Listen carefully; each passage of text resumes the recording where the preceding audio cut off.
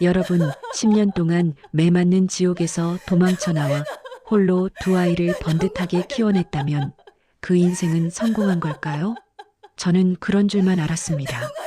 그런데 10년 만에 나타난 남편이 나 암 걸려 죽는다며 눈물 한 방울 흘리자 어제까지 제 편이었던 아이들이 차갑게 돌아섭니다.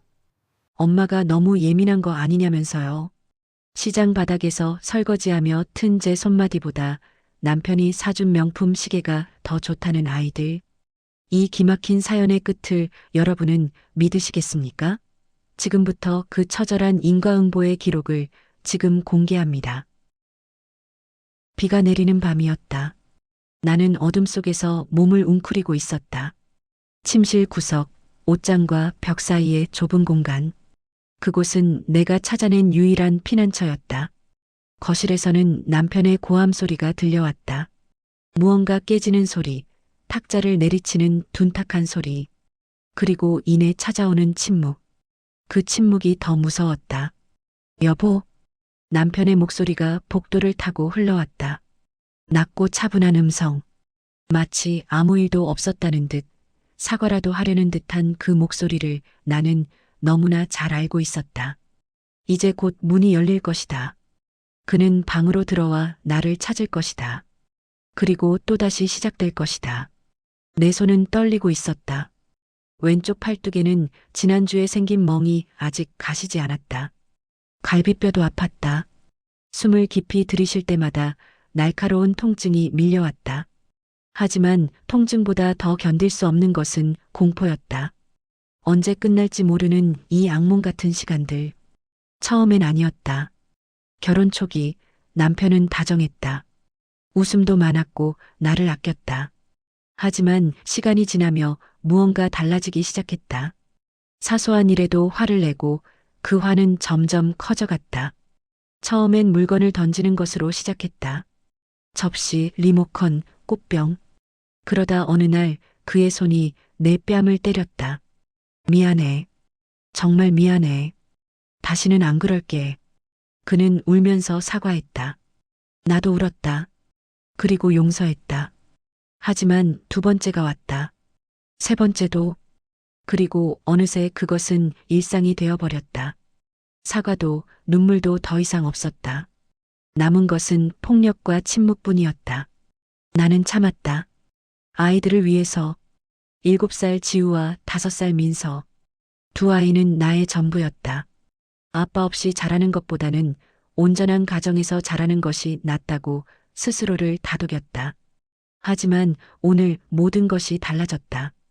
저녁 무렵 지우가 숙제를 하다 물 한 잔을 쏟았다. 그것뿐이었다. 실수였다. 아이는 겁에 질려 얼어붙었고 남편은 지우를 향해 손을 들어 올렸다. 그 순간 나는 본능적으로 아이 앞을 가로막았다.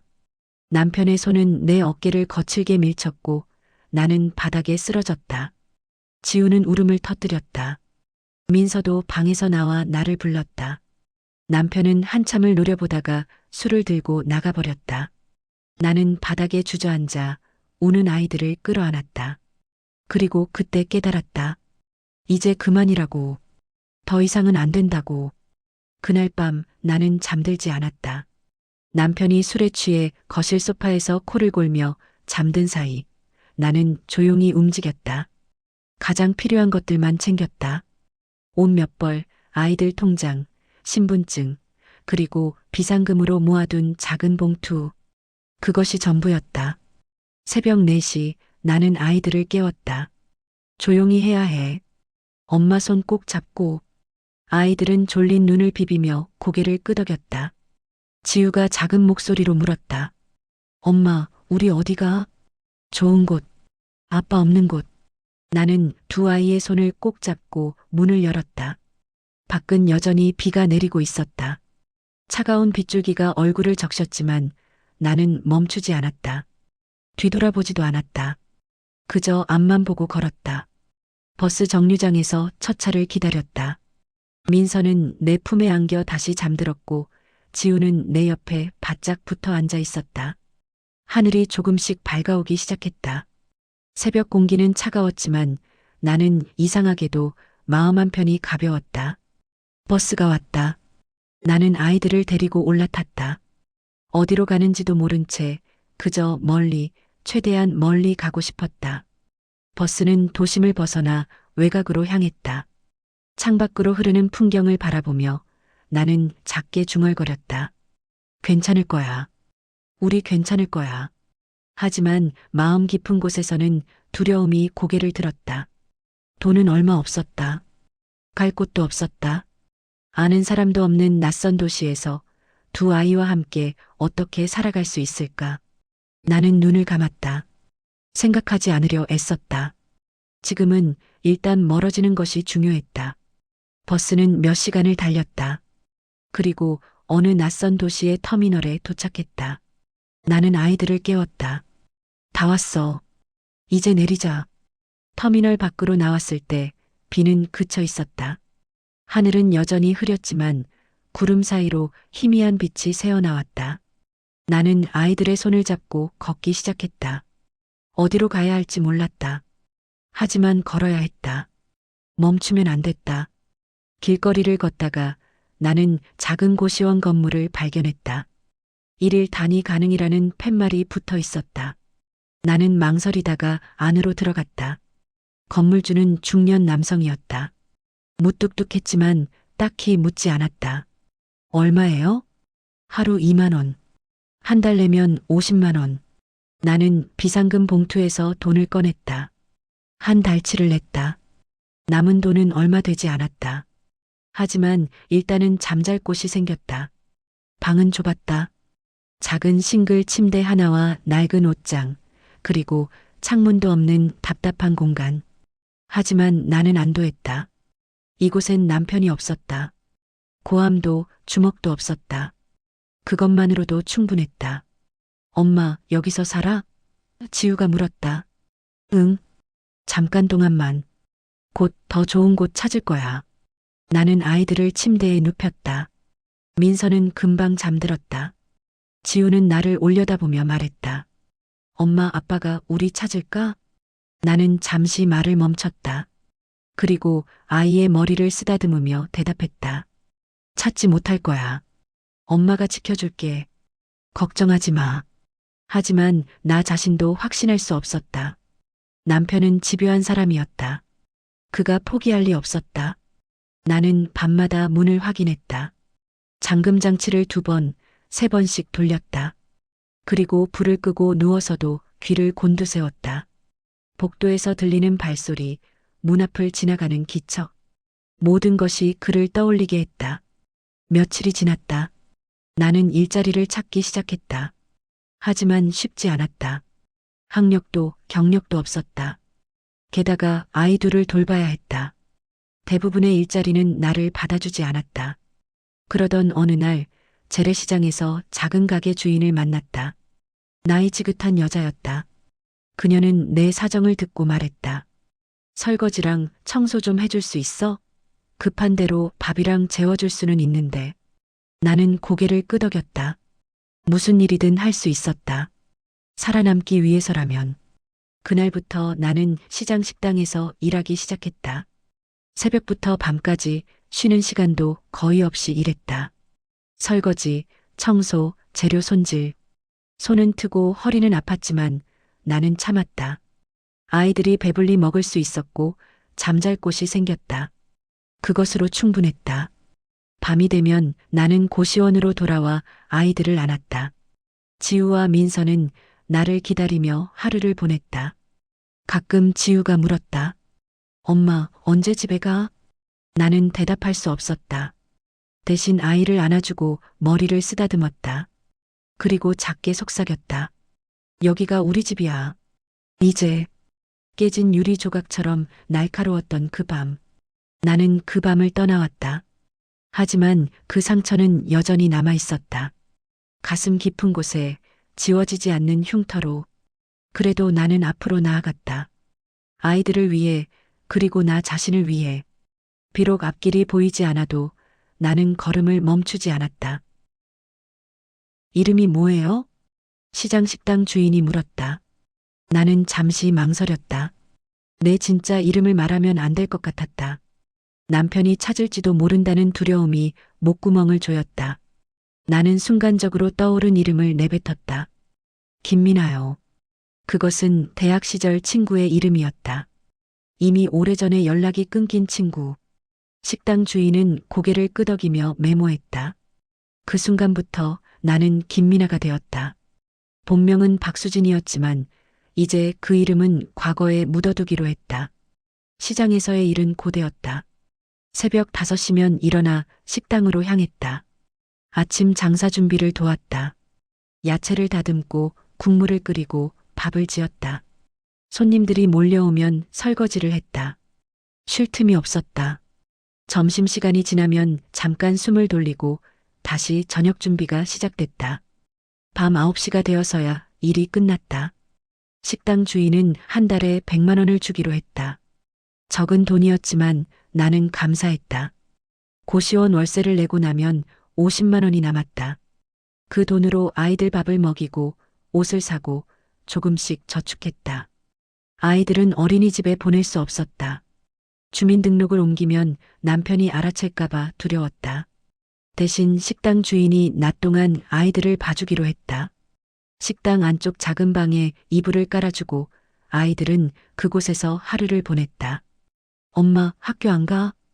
지우가 어느 날 물었다. 내 가슴이 아팠다. 지우는 이제 학교에 갈 나이였다. 하지만 전학을 시키려면 서류가 필요했고 그러면 흔적이 남았다. 나는 아이를 안으며 말했다. 조금만 기다려. 엄마가 곧 보내줄게. 하지만 언제가 될지 알 수 없었다. 나는 밤마다 잠들기 전 죄책감에 시달렸다. 아이들에게 제대로 된 환경을 만들어주지 못하는 내가 무능하게 느껴졌다. 한 달이 지났다. 2달이 지났다. 나는 조금씩 이 동네에 익숙해졌다.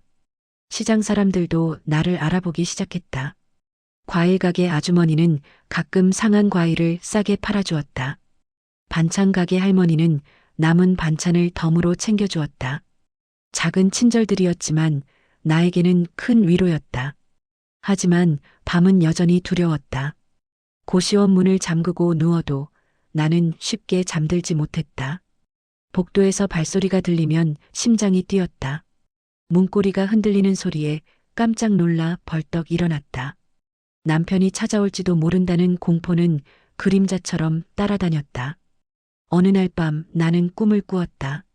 남편이 문을 부수고 들어오는 꿈이었다. 그는 내 머리채를 잡아 끌었고 아이들을 빼앗으려 했다. 나는 비명을 지르며 깼다. 온몸이 땀에 젖어 있었다. 옆에서 자던 민서가 잠결에 뒤척였다. 나는 침대에서 일어나 창문 없는 벽을 바라보았다. 이곳은 안전할까? 정말로 그가 찾아오지 않을까? 나는 확신할 수 없었다. 하지만 돌아갈 수는 없었다. 그곳으로 돌아가는 것은 죽음과 다름없었다. 석 달째 되던 날 식당 주인이 말했다. 미나야, 홀 일도 좀 해볼래? 손님들한테 음식 나르고 주문받고 할 수 있겠어? 나는 고개를 끄덕였다. 홀 일을 하면 팁도 받을 수 있다고 했다. 조금이라도 더 벌 수 있다면 무엇이든 할 수 있었다. 그날부터 나는 홀에서도 일했다. 손님들은 다양했다.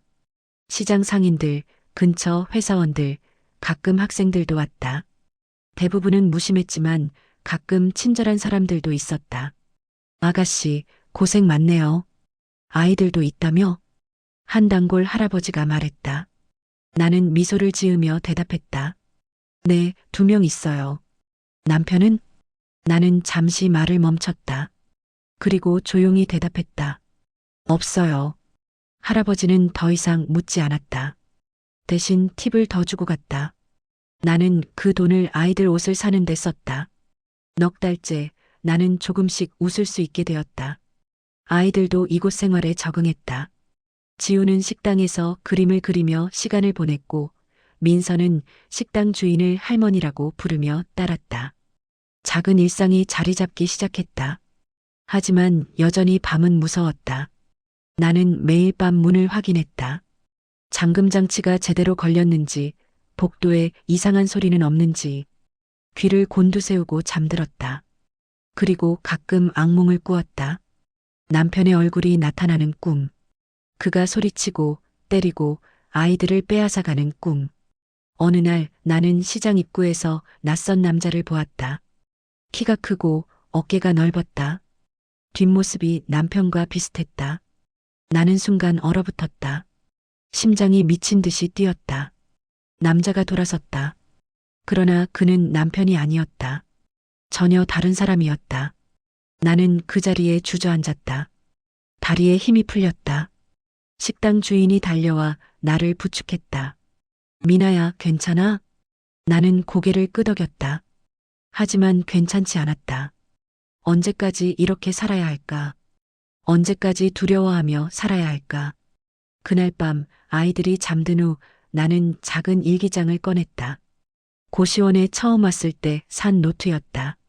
나는 펜을 들고 한 줄 한 줄 적어 내려갔다. 오늘도 무사히 하루를 보냈다. 아이들은 건강하다. 나도 괜찮다. 내일도 버틸 수 있을 것이다. 글을 쓰는 동안 나는 조금씩 안정을 찾았다. 이것은 나만의 시간이었다. 누구에게도 보여주지 않을 기록. 내 진짜 이름으로 진짜 감정을 쓰는 유일한 공간. 5달째 식당 주인이 나에게 제안했다. 미나야, 식당 위에 빈 방이 하나 있어. 지금 창고로 쓰는데 정리하면 살만할 거야.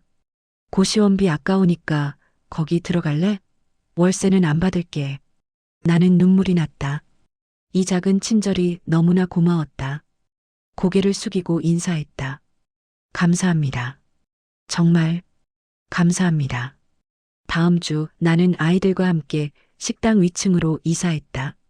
방은 작았지만 창문이 있었다. 햇빛이 들어왔다. 나는 오랜만에 따뜻한 빛을 느꼈다. 지우가 창문을 열며 소리쳤다. 엄마, 밖이 보여. 나는 아이 옆에 섰다. 창밖으로 시장 거리가 보였다. 오가는 사람들, 가게들, 그리고 멀리 보이는 하늘. 나는 깊게 숨을 들이쉬었다.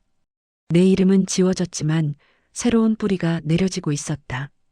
박수진은 사라졌고 김미나가 그 자리를 채웠다. 과거는 묻어두고 이제는 앞만 보기로 했다. 아이들의 웃음소리가 방 안을 채웠다. 나는 그 소리를 들으며 처음으로 이곳이 집처럼 느껴졌다. 밤은 여전히 무서웠다. 악몽도 계속됐다. 하지만 나는 버텼다. 아이들을 위해서, 그리고 언젠가는 이 두려움도 사라질 거라고 믿었다. 그날이 올 때까지 나는 하루하루를 살아낼 것이다. 10년이 흘렀다. 나는 거울 앞에 서서 내 손을 바라보았다. 굳은 살이 박힌 거친 손. 손톱 밑에는 아무리 씻어도 지워지지 않는 때가 끼어 있었다. 손가락 마디마디는 관절염으로 아팠고 손등에는 화상 자국이 몇 개 남아 있었다. 이것이 10년의 세월이 남긴 흔적이었다. 하지만 나는 이 손이 자랑스러웠다. 이 손으로 아이들을 키웠다. 밥을 먹이고 옷을 입히고 학교에 보냈다. 이 굳은 살은 나의 훈장이었다. 엄마, 나 학교 갔다 올게. 민서의 목소리가 들렸다. 이제 고등학교 2학년이 된 딸아이.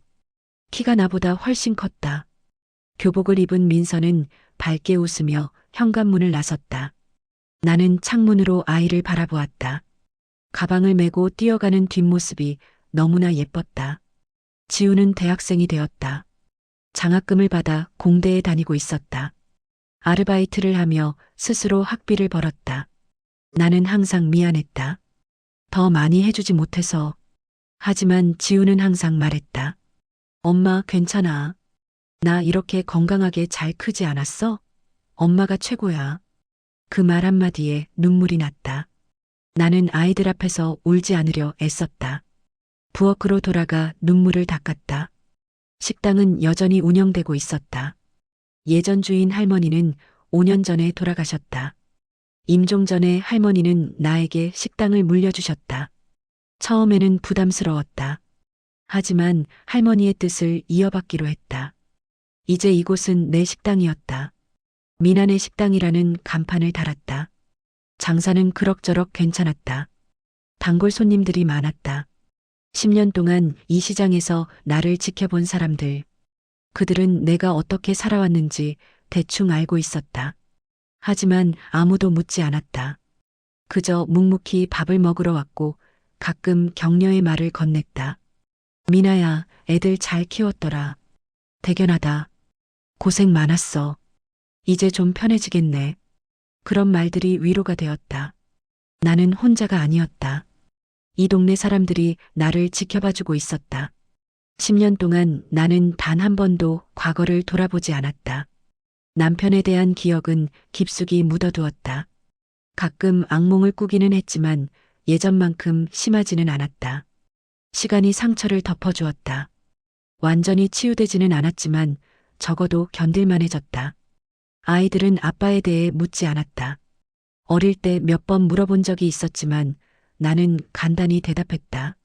아빠는 우리랑 함께 살 수 없는 사람이야.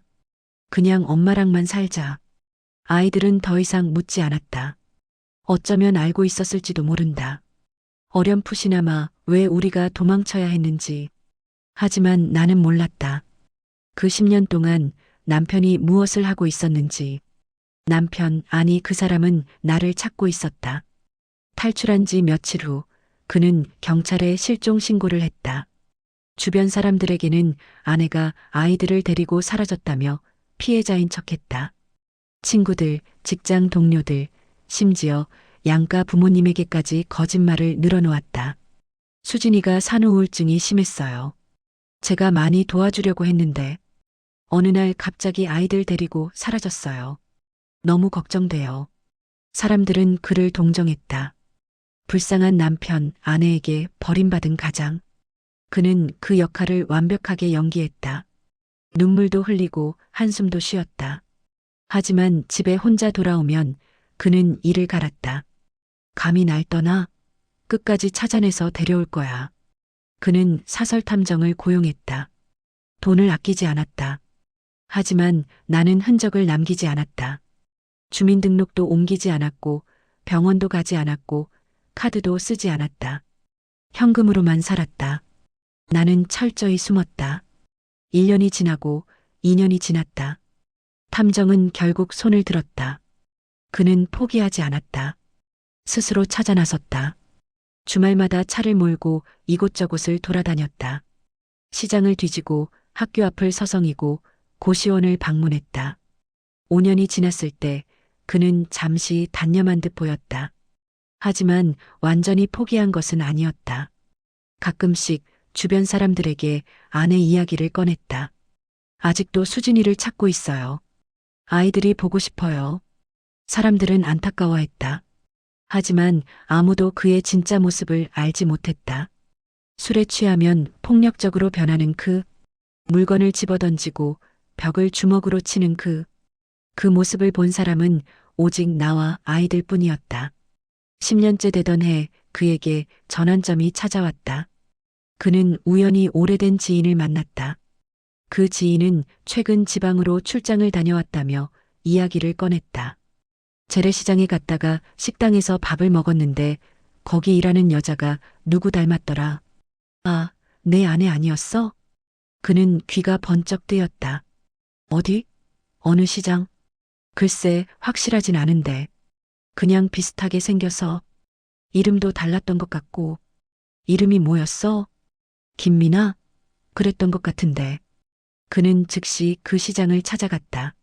며칠 동안 시장 골목을 돌아다녔다.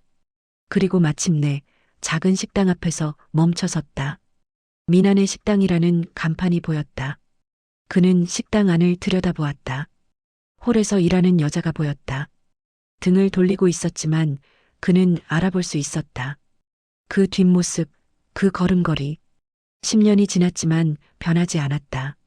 찾았다. 그는 입꼬리를 올렸다. 하지만 곧바로 들어가지 않았다. 서두르면 안 됐다. 그는 며칠 동안 식당을 관찰했다. 언제 문을 여는지, 언제 닫는지, 누가 드나드는지. 그리고 중요한 것을 발견했다. 아이들. 이제 다 큰 아이들이 가끔 식당에 들렀다. 그는 계획을 세웠다. 예전처럼 화를 내며 들이닥치면 안 됐다. 이번에는 다르게 접근해야 했다. 그는 거울을 보며 연습했다. 미안해. 정말 미안해. 다 내 잘못이야. 10년 동안 나는 평화롭게 살았다. 하지만 그 평화는 곧 깨질 것이었다. 나는 몰랐다. 폭풍이 다가오고 있다는 것을. 그날은 평범한 수요일이었다. 나는 식당에서 점심 장사를 마치고 설거지를 하고 있었다. 손님들이 빠져나가고 오후에 한산한 시간이 찾아왔다. 밖에서는 봄바람이 불어왔다. 따뜻한 공기가 식당 안으로 흘러들었다.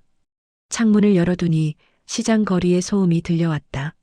상인들의 호객 소리, 손님들의 흥정 소리, 오토바이 지나가는 소리. 익숙한 일상의 소리들이었다. 설거지를 마치고 테이블을 닦고 있을 때였다. 그때 문이 열렸다. 어서 오세요. 나는 자동적으로 인사말을 했다. 손을 닦으며 돌아섰다. 그리고 그 순간 시간이 멈췄다. 문 앞에 서 있는 남자. 그는 많이 변해 있었다. 머리는 희끗희끗했고 얼굴은 야위었다. 뺨이 푹 꺼지고 눈가에는 깊은 주름이 자리했다. 등은 굽어 있었고 옷은 낡았다. 한때 건장했던 체격은 앙상하게 마른 몸으로 변해 있었다. 하지만 나는 알아볼 수 있었다. 그 눈빛, 그 코, 그 입술. 10년의 세월이 지났어도 변하지 않은 것들. 남편이었다. 내 손에서 행주가 떨어졌다. 바닥에 떨어지는 소리가 유난히 크게 들렸다. 숨이 막혔다. 가슴이 조여왔다. 다리가 후들거렸다. 10년 동안 두려워했던 순간, 밤마다 악몽으로 시달렸던 그 순간이 지금 눈앞에 펼쳐지고 있었다. 수진아. 그가 내 이름을 불렀다. 진짜 이름. 10년 동안 묻어두었던 이름. 김미나가 아닌 박수진. 그 목소리는 떨리고 있었다. 예전처럼 고함을 지르는 것도 아니었다. 오히려 애처로웠다. 마치 오랜 친구를 만난 사람처럼 반가워하는 듯한 어조였다. 나는 아무 말도 할 수 없었다. 입이 열리지 않았다. 그저 그를 바라보았다. 온몸이 굳어버린 것 같았다. 도망쳐야 한다는 생각이 들었지만 발이 움직이지 않았다. 그는 한 걸음 안으로 들어왔다. 천천히 조심스럽게. 마치 야생동물을 놀라지 않게 하려는 사람처럼. 놀랐지? 미안해. 갑자기 나타나서. 나도. 오랫동안 고민했어. 올까 말까? 그는 손을 내밀었다. 악수를 청하는 것처럼. 하지만 나는 본능적으로 뒤로 물러섰다. 몸이 먼저 반응했다. 그 손. 나를 때렸던 그 손. 아이들을 향해 들어올렸던 그 손. 그는 손을 천천히 거두며 쓸쓸히 웃었다. 자조적인 웃음이었다. 그래, 당연하지. 내가 너한테 얼마나 못됐는데 어떻게 반가울 수가 있겠어. 그는 의자를 하나 빼서 앉았다.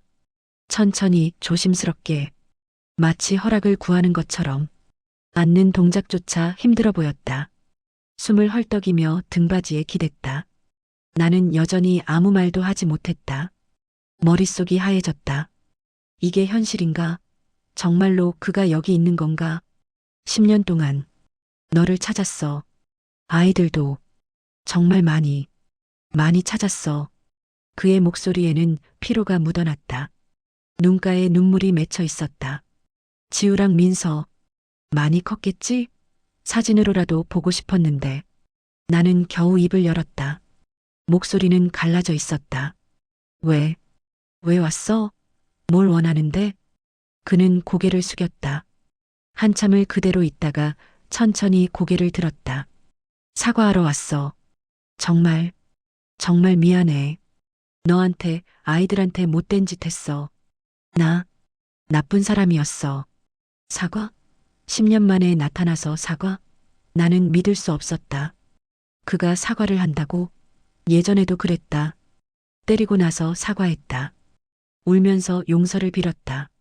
하지만 결국 반복됐다. 다음 날이면, 아니 몇 시간 후면 또다시 화를 냈다. 그 사과들이 얼마나 공허했는지. 내가 말했다. 짧고 단호하게. 그는 고개를 들었다. 눈빛이 흔들렸다. 수진아, 제발 얘기 좀 들어줘. 나 많이 변했어. 정말이야. 술도 끊었고 분노 조절 상담도 받았어. 10년 동안 정말 많이 반성했어. 나가라고. 나는 소리쳤다. 손이 떨렸다. 분노가 치밀어 올랐다. 10년 동안 쌓아온 평화. 10년 동안 지켜온 일상. 그것을 무너뜨릴 권리가 그에게 있는가? 그는 일어섰다. 하지만 나가지 않았다. 대신 주머니에서 무언가를 꺼냈다. 작은 봉투였다. 낡고 구겨진 봉투. 이거 아이들 사진이야. 어릴 때 우리 가족 사진. 너 가져가지 못했잖아. 그날 급하게 나갔으니까. 그는 테이블 위에 봉투를 조심스럽게 놓았다. 나는 그것을 보지 않으려 애썼다. 하지만 눈길이 갔다. 봉투에서 사진 한 장이 삐져나와 있었다. 어린 지우와 민서가 웃고 있는 사진. 놀이터에서 찍은 사진인 것 같았다. 나 아파. 그가 갑자기 말했다. 나는 그를 쳐다보았다. 그는 쓸쓸히 웃었다. 눈물이 뺨을 타고 흘러내렸다. 간암. 말기야. 의사가 6개월 남았대. 길어야 1년. 나는 아무 말도 하지 않았다. 동정심이 일어날 것 같았지만 동시에 의심도 들었다. 이것도 거짓말일지 모른다. 나를 속이려는 또 다른 수법일지 모른다. 동정을 유발해서 집으로 돌아오게 만들려는 계략일지도. 믿기 어렵지. 나도 알아. 내가 너한테 거짓말 많이 했으니까. 하지만 이건 진짜야. 그는 다시 주머니를 뒤졌다. 손이 떨려서 제대로 꺼내지 못했다. 몇 번의 시도 끝에 진단서를 꺼냈다. 테이블 위에 놓았다. 종이는 구겨져 있었고 여러 번 펼쳐본 흔적이 있었다. 나는 그것을 집어들었다. 손이 떨렸다. 진단서에는 정말로 간세포암 사기라고 적혀 있었다. 병원 도장도 찍혀 있었다. 날짜는 2달 전이었다. 죽기 전에 너한테, 아이들한테 용서를 구하고 싶었어. 그게 내 마지막 소원이야. 그의 목소리는 간절했다. 진심처럼 들렸다. 하지만 나는 여전히 의심스러웠다. 10년 동안 쌓인 불신은 쉽게 사라지지 않았다. 너한테 정말 못됐어. 나도 알아. 변명할 생각 없어. 술 때문이었다고, 스트레스 때문이었다고 말 안 할게. 다 내 잘못이야. 내가 나쁜 놈이었어. 나는 진단서를 테이블에 내려놓았다. 눈물이 날 것 같았다. 하지만 참았다. 울면 안 됐다. 약해지면 안 됐다. 동정하면 안 됐다. 이제 나갈래? 그가 조심스럽게 물었다. 나는 고개를 끄덕였다. 그는 천천히 일어났다. 의자에서 일어나는 것조차 힘들어 보였다. 테이블을 짚고 간신히 일어섰다. 문으로 향했다. 한 걸음 한 걸음이 느렸다. 문 앞에서 그는 멈춰섰다. 뒤돌아보지도 않고 말했다. 아이들, 한 번만 볼 수 있을까? 그냥 멀리서라도.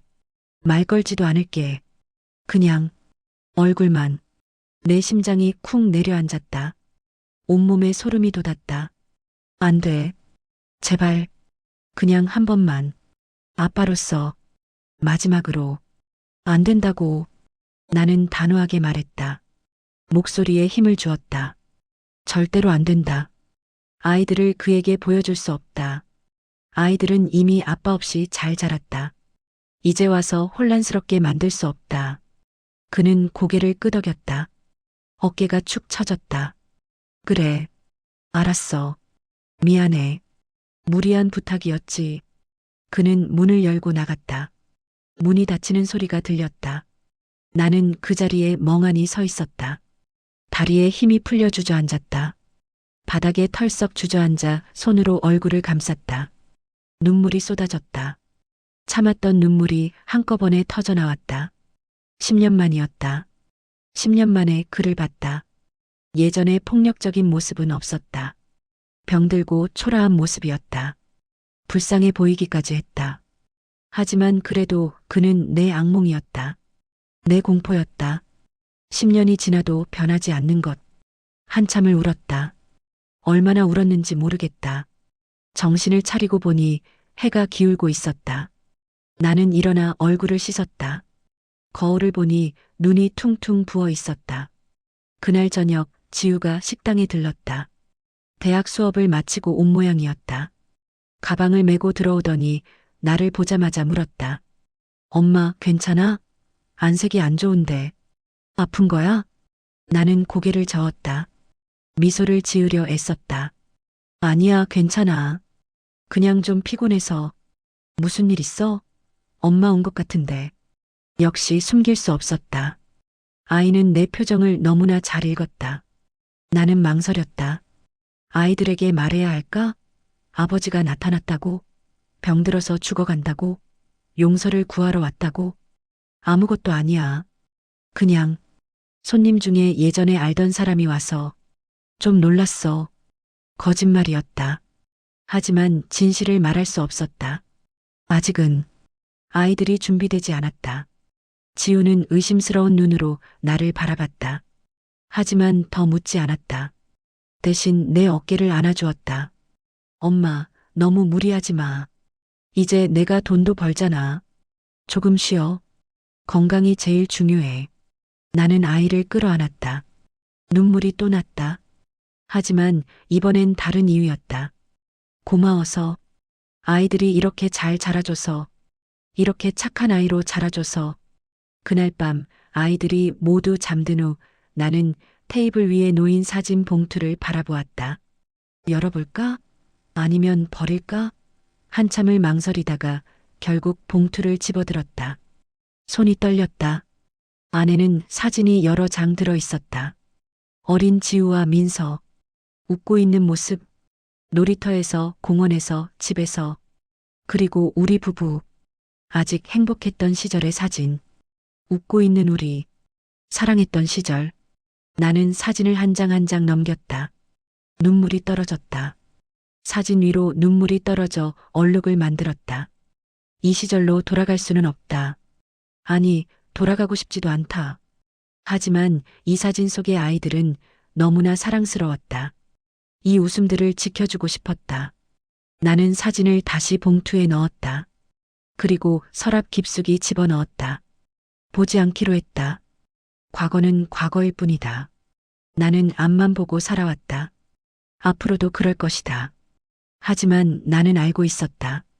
이것이 끝이 아니라는 것을, 그가 다시 올 것이라는 것을, 한 번으로 포기할 사람이 아니다. 10년을 찾아다닌 사람이 한 번의 거절로 물러설 리 없다. 불청객은 한 번으로 끝나지 않는다. 폭풍은 이제 막 시작됐다. 일주일이 지났다. 나는 그가 다시 오지 않기를 바랐다. 하지만 기대는 빗나갔다. 그는 사라지지 않았다. 오히려 더 자주 나타나기 시작했다. 식당 앞을 지나가며 창문으로 들여다보았다. 시장 골목을 배회했다. 나는 그의 시선을 느낄 수 있었다. 등 뒤에서 나를 지켜보는 그 눈길. 그러던 어느 날 최악의 일이 벌어졌다. 민서가 학교에서 돌아오는 길이었다. 나는 식당에서 일하고 있었고 민서는 늘 하던 대로 혼자 집으로 오고 있었다. 그런데 평소보다 늦었다. 30분이나 늦었다. 나는 불안했다. 전화를 걸었다. 민서야, 어디야? 엄마, 나 지금 집 앞이야. 근데 민서의 목소리가 떨렸다. 뭔가 이상했다. 왜? 무슨 일이야? 어떤 아저씨가 나보고 민서 맞냐고 물어봤어. 그리고 자기가 내 아빠래. 심장이 멎는 것 같았다. 손에서 전화기가 떨어질 뻔했다. 뭐라고? 지금 어디 있어? 그 사람 아직 거기 있어? 응. 나랑 얘기하고 싶대. 엄마, 진짜 내 아빠야? 절대 얘기하지 마. 지금 당장 집으로 들어가. 문 잠그고 나올 때까지 나오지 마. 나는 소리쳤다. 전화를 끊고 앞치마를 벗어던졌다. 식당 주방 아주머니에게 급하게 말했다. 잠깐만 다녀올게요. 나는 뛰었다. 시장 골목을 가로질러 집으로 달렸다. 숨이 차고 다리가 아팠지만 멈출 수 없었다. 집 앞에 도착했을 때 그는 없었다. 이미 사라진 후였다. 나는 집 안으로 뛰어들어갔다. 민서야. 민서는 방에 있었다. 침대에 앉아 멍한 표정으로 있었다. 나는 아이를 끌어안았다. 괜찮아? 다친 데 없어? 응, 괜찮아. 그냥 얘기만 했어. 뭐라고 했는데? 민서는 잠시 망설이다가 대답했다. 자기가 내 아빠래. 엄마랑 나랑 오빠를 10년 동안 찾아다녔대. 엄마가 오해를 해서 우리를 데리고 떠났대. 자기는 정말 우리 보고 싶었대. 나는 분노가 치밀었다. 거짓말. 새빨간 거짓말이었다. 오해? 무슨 오해?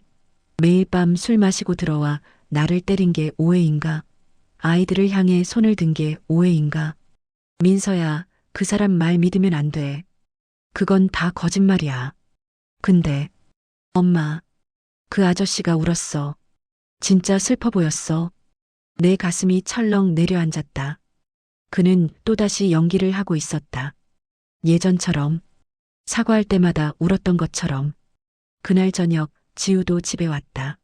나는 두 아이를 앉혀놓고 말했다. 너희 아버지가 나타났어.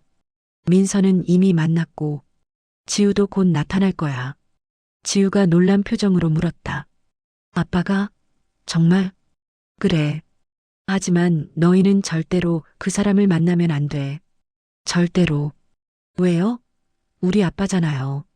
민서가 말했다. 나는 할 말을 잃었다. 어떻게 설명해야 할까? 아이들은 아빠에 대한 기억이 거의 없었다. 지우가 7살, 민서가 5살 때 떠났으니까. 흐릿한 기억 속에서 아빠는 가끔 웃어주고 안아주던 사람일지도 모른다. 폭력의 기억은 너무 어려서 지워졌을 것이다.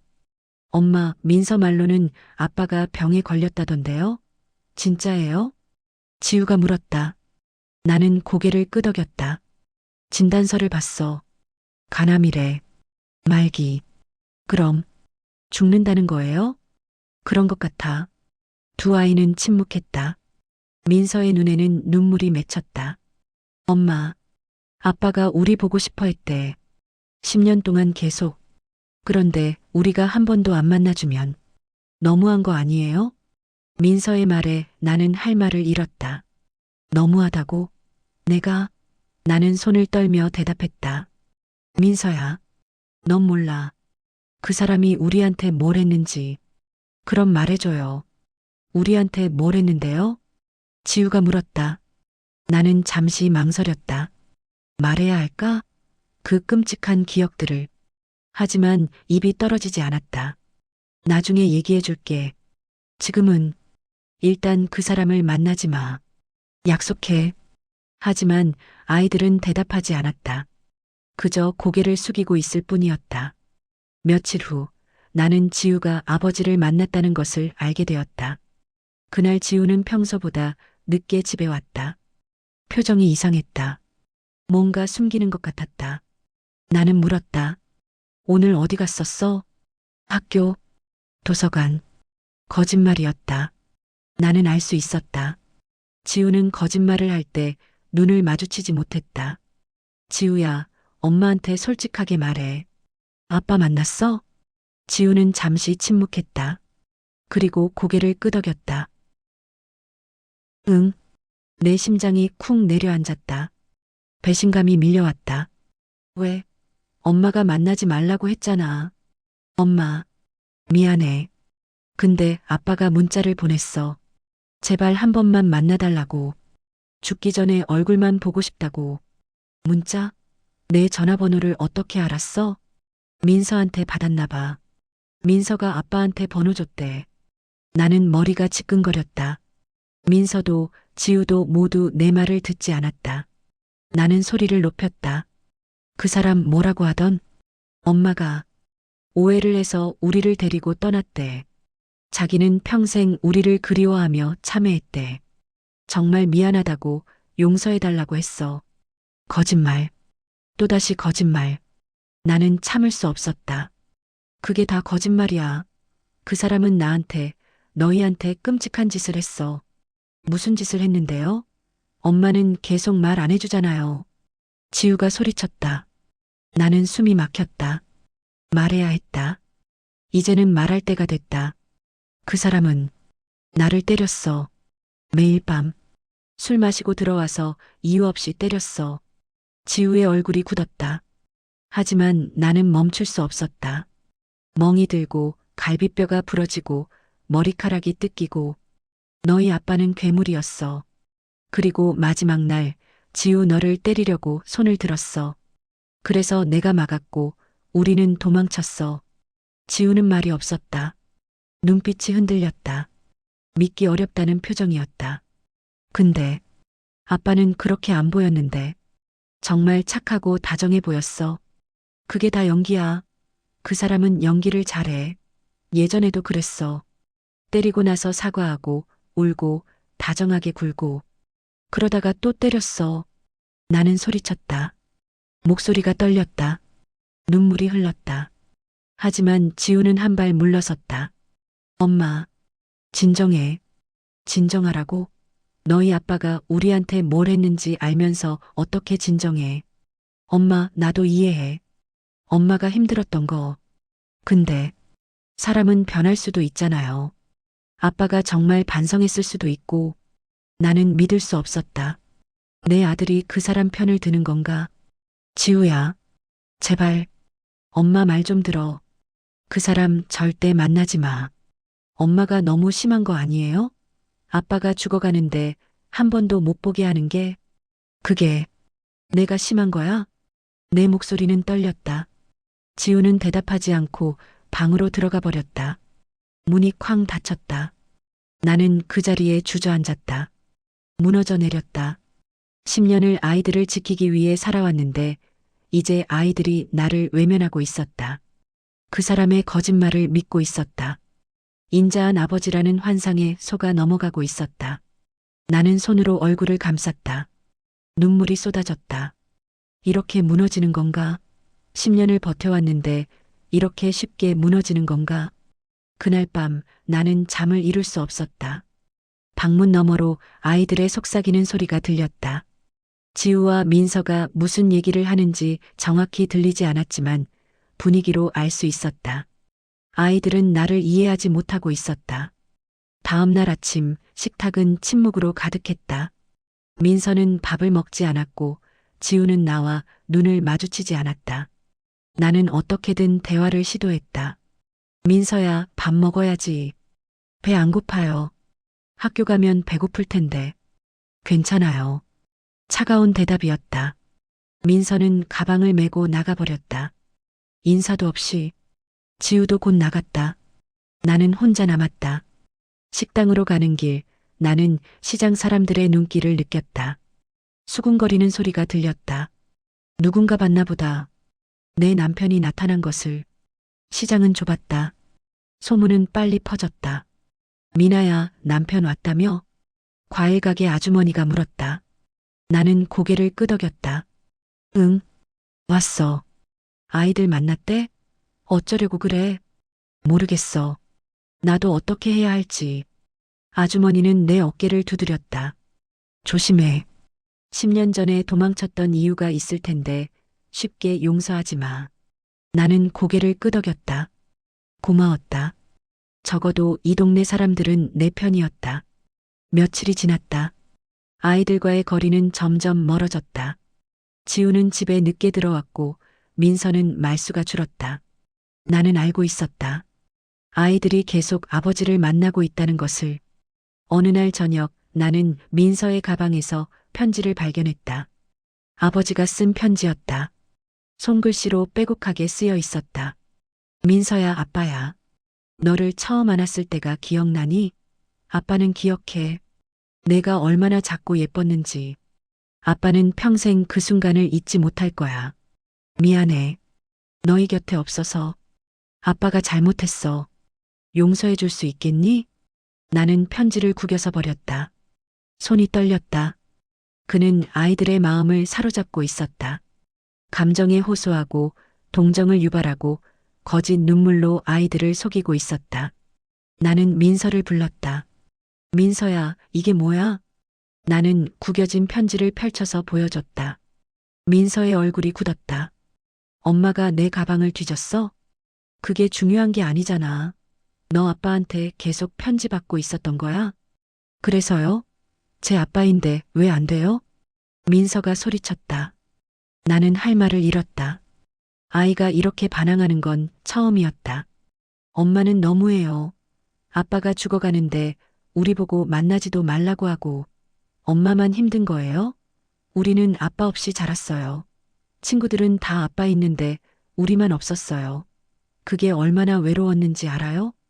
민서의 말에 나는 가슴이 찢어지는 것 같았다. 아이도 상처받았구나. 아빠 없이 자란 것이 아이에게도 상처였구나.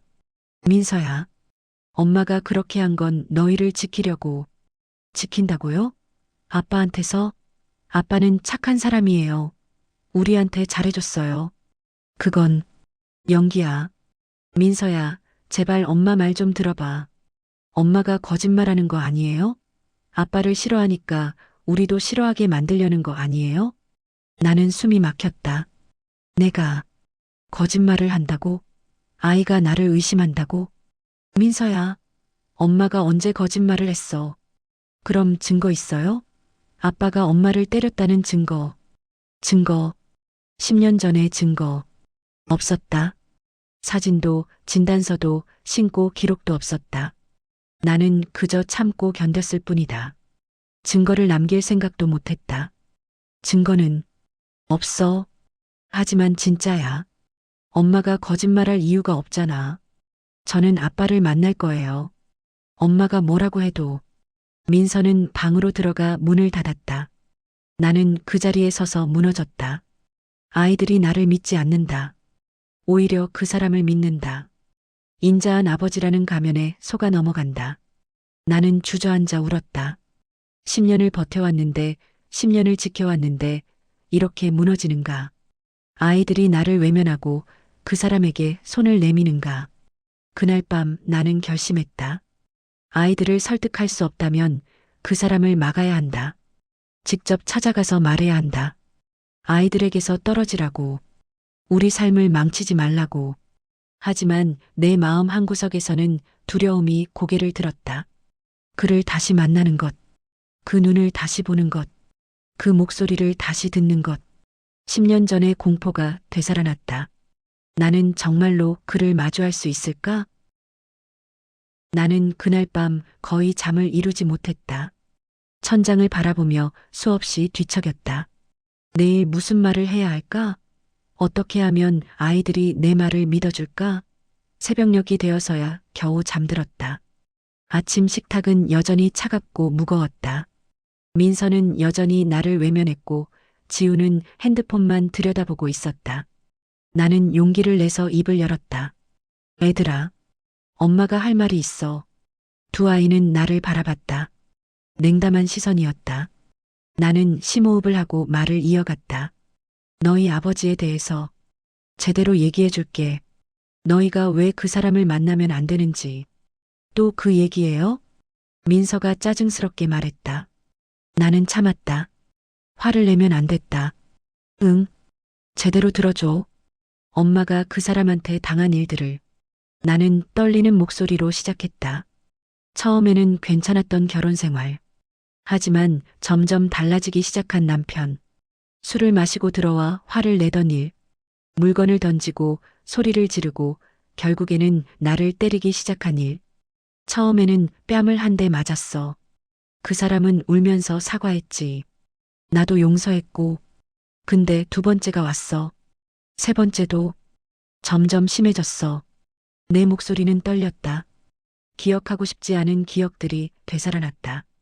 어느 날은 갈비뼈가 부러졌어. 병원도 못 갔어. 그 사람이 가지 못하게 했거든. 티가 나면 안 된다고. 그냥 집에서 참았어. 한 달 동안 숨도 제대로 못 쉬면서. 지우의 표정이 굳었다. 민서는 고개를 숙였다. 머리카락도 뜯겼어. 여기 봐. 나는 머리 옆쪽을 가리켰다. 희미하게 상처 자국이 남아있는 부분. 여기 머리카락이 안 자라잖아. 그 사람이 뜯어냈거든. 술 취해서. 엄마. 지우가 작게 말했다. 하지만 나는 멈출 수 없었다. 아이들이 알아야 했다. 진실을. 그리고 마지막 날. 지우 너를 때리려고 했어. 내가 물 한 잔을 쏟았다고. 실수였는데도 그 사람은 화를 냈어. 너를 향해 손을 들었고 엄마가 막았어. 그래서 엄마가 대신 맞았지. 지우는 아무 말도 하지 않았다. 기억나지 않는 것 같았다. 너무 어렸으니까. 그날 밤 우리는 도망쳤어. 새벽에 너희를 지키기 위해서, 그 사람한테서 멀리 떨어지기 위해서. 나는 눈물을 닦았다. 손이 떨렸다. 아이들은 말이 없었다. 민서는 여전히 고개를 숙이고 있었고 지우는 나를 바라보고 있었다. 그러니까 제발 그 사람을 만나지 마. 위험해. 다시 그렇게 될 수도 있어. 잠시 침묵이 흘렀다. 그리고 민서가 입을 열었다. 근데 엄마, 그게 진짜예요? 정말로 그랬어요? 나는 믿을 수 없었다. 이렇게 얘기했는데도 의심하는 건가? 민서야, 엄마가 거짓말할 이유가 뭐가 있겠니? 그건, 근데 아빠는 정말 착해 보였어요. 우리한테 잘해줬고, 선물도 주고, 선물? 나는 놀랐다. 아이들이 선물까지 받았단 말인가? 응. 나한테는 귀걸이 주고, 오빠한테는 시계 줬어. 비싼 거. 나는 분노가 치밀었다. 선물로 아이들의 마음을 사고 있구나. 돈으로, 물건으로. 그게 중요한 게 아니잖아. 선물 준다고 좋은 사람이야? 내 목소리가 높아졌다. 참으려 했지만 참을 수 없었다. 엄마는 10년 동안 너희를 키웠어. 혼자서 아무 도움도 없이. 그 사람은 뭘 했는데? 10년 동안 어디 있었는데? 엄마, 진정해요. 지우가 말했다. 하지만 나는 진정할 수 없었다. 진정하라고? 너희가 그 사람 편을 들고 있는데 어떻게 진정해? 편을 드는 게 아니라 엄마가 너무 감정적이에요. 차분하게 얘기할 수 없어요? 감정적? 나는 감정적이라는 건가? 10년 동안의 폭력을 얘기하는데 감정적이지 말라고? 차분하게? 지우야, 엄마는 지금 차분하게 얘기할 수가 없어. 너희 목숨이 걸린 일인데. 목숨까지는 아니잖아요. 엄마가 너무 과장하는 거 아니에요? 과장? 나는 숨이 막혔다. 내 아들이 나를 과장한다고 말하는 건가? 과장이 아니야. 진짜야. 엄마는 정말로 죽을 뻔했어. 나는 소리쳤다. 테이블을 손으로 쳤다. 컵이 덜컹거렸다. 아이들은 놀란 표정으로 나를 바라봤다. 엄마, 무서워요. 민서가 떨리는 목소리로 말했다. 나는 그제야 정신이 들었다. 내가 아이들을 무섭게 하고 있구나.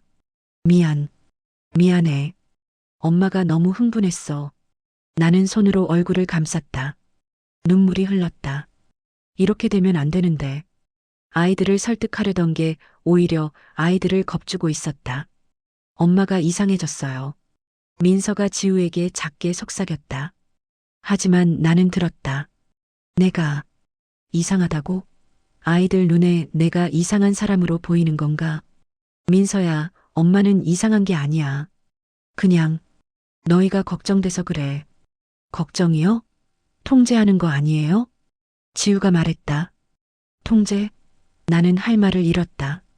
통제가 아니라 보호하는 거야. 같은 말이에요.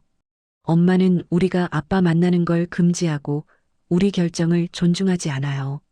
지우야, 너희는 아직 몰라. 그 사람이 얼마나 위험한지. 나 21살이에요. 어른이에요. 제 판단을 믿어주세요. 지우는 자리에서 일어났다. 가방을 들었다. 저 학교 가요. 지우야, 아직 얘기 안 끝났어. 저는 끝났어요. 더 이상 이 얘기하고 싶지 않아요. 지우는 나가버렸다. 문이 쾅 닫혔다. 민서도 일어났다. 민서야, 너도 가는 거야? 응. 학교 늦겠어요. 민서도 나갔다. 나는 혼자 남았다. 텅 빈 식탁? 식은 밥. 그리고 나만 남았다. 나는 주저앉았다. 바닥에 털썩 앉아서 울었다. 실패했다. 완전히 실패했다. 아이들을 설득하려던 게 오히려 아이들을 밀어냈다. 내가 감정적으로 보였고, 통제하려는 것처럼 보였고, 이상한 사람처럼 보였다. 그날 오후 나는 식당에 나가지 못했다. 주방 아주머니에게 전화로 아프다고 말했다. 거짓말이었다.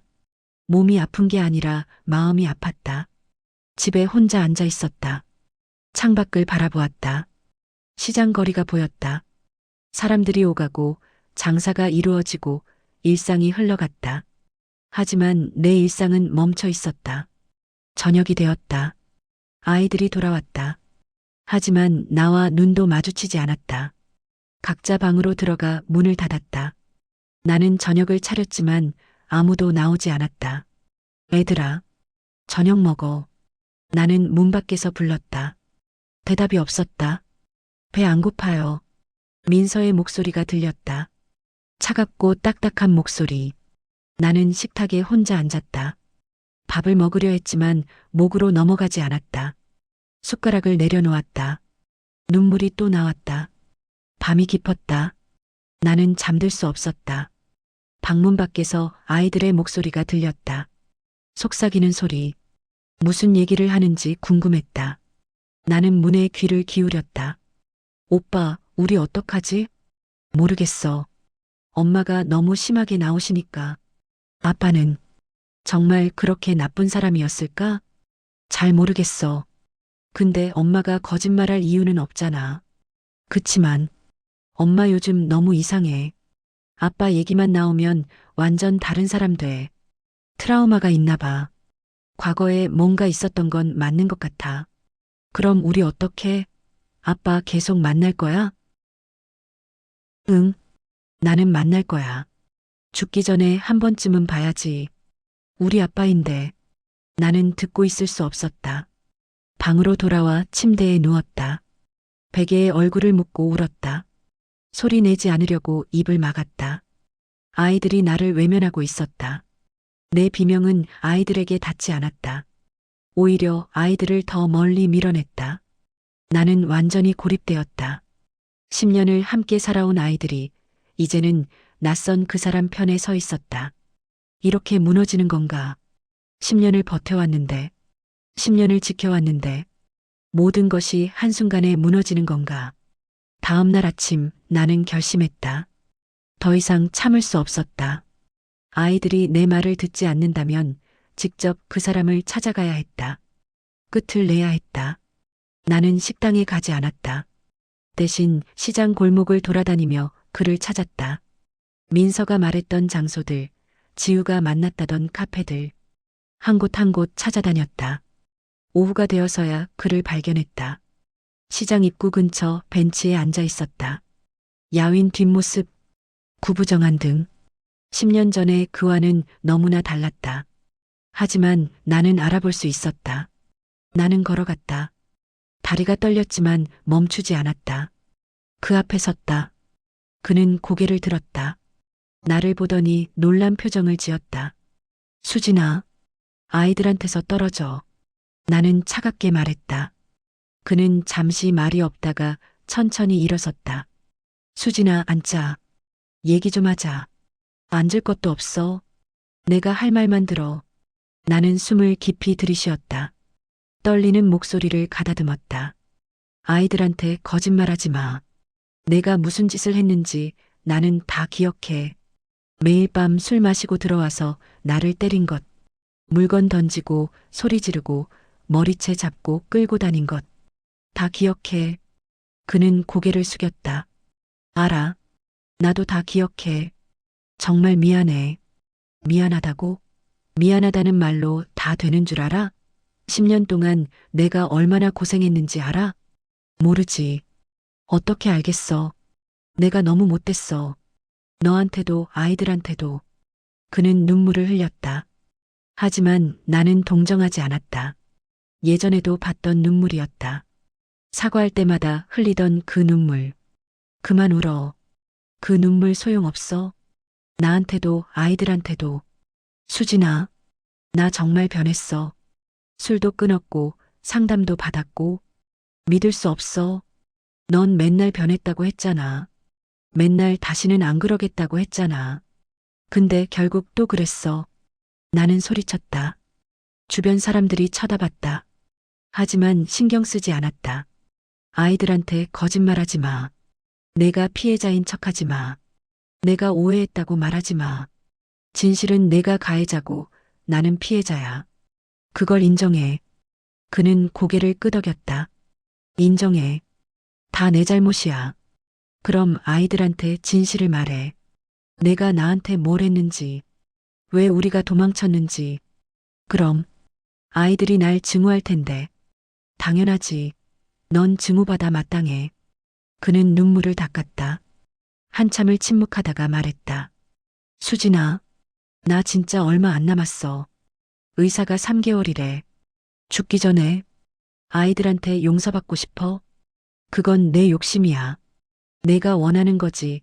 아이들이 원하는 게 아니야. 아이들도 날 보고 싶어 하던데. 만나고 싶어 하더라.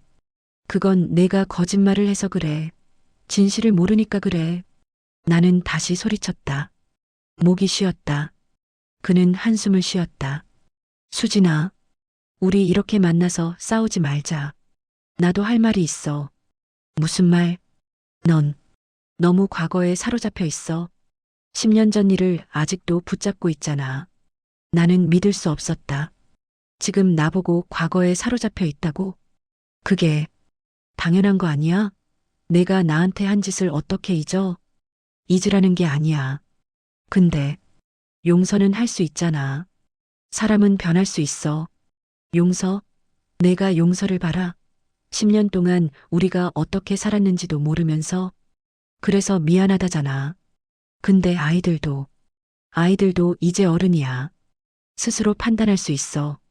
넌 너무 통제하려고 해. 통제. 지우가 했던 그 말. 이제 그 사람도 같은 말을 하고 있었다. 통제가 아니야. 보호하는 거야. 보호? 아이들 입장에서는 답답할걸. 넌 아이들이 뭘 원하는지 물어봤어? 나는 할 말을 잃었다. 물어보지 않았다. 그저 금지했을 뿐이다. 수진아, 우리 이렇게 싸우지 말고 아이들 생각해서 좀 양보하자. 나 죽을 때까지만이라도. 양보? 나는 웃음이 나왔다. 비참한 웃음이었다. 내가 양보를 해? 10년 동안 혼자 키운 내가 뭘 했다고 양보를 바라? 아무것도 안 했지. 그래서 미안하고. 근데 이제라도 아빠 노릇 좀 하고 싶어. 아빠 노릇? 10년 늦었어. 너한테 그럴 자격 없어. 나는 돌아섰다. 더 이상 얘기하고 싶지 않았다. 그는 내 팔을 잡았다. 수진아, 제발. 손 치워. 나는 소리치며 팔을 뿌리쳤다. 그는 비틀거렸다. 약한 몸이라 쉽게 중심을 잃었다. 나는 그를 남겨두고 걸어갔다. 집으로 돌아오는 길 나는 울었다. 거리에서 사람들 앞에서 나는 울었다. 모든 것이 무너지고 있었다. 아이들은 나를 믿지 않고 그 사람은 피해자 행세를 하고 나는 악당처럼 보이고 집에 도착했을 때 아이들이 기다리고 있었다. 표정이 굳어 있었다. 엄마, 아빠 만났어요? 지우가 물었다. 나는 고개를 끄덕였다. 응. 무슨 얘기했어요?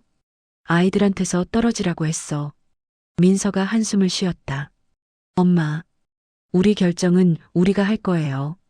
엄마가 금지해도 우리는 아빠 만날 거예요. 나는 무너졌다. 완전히 무너졌다. 아이들이 선언했다.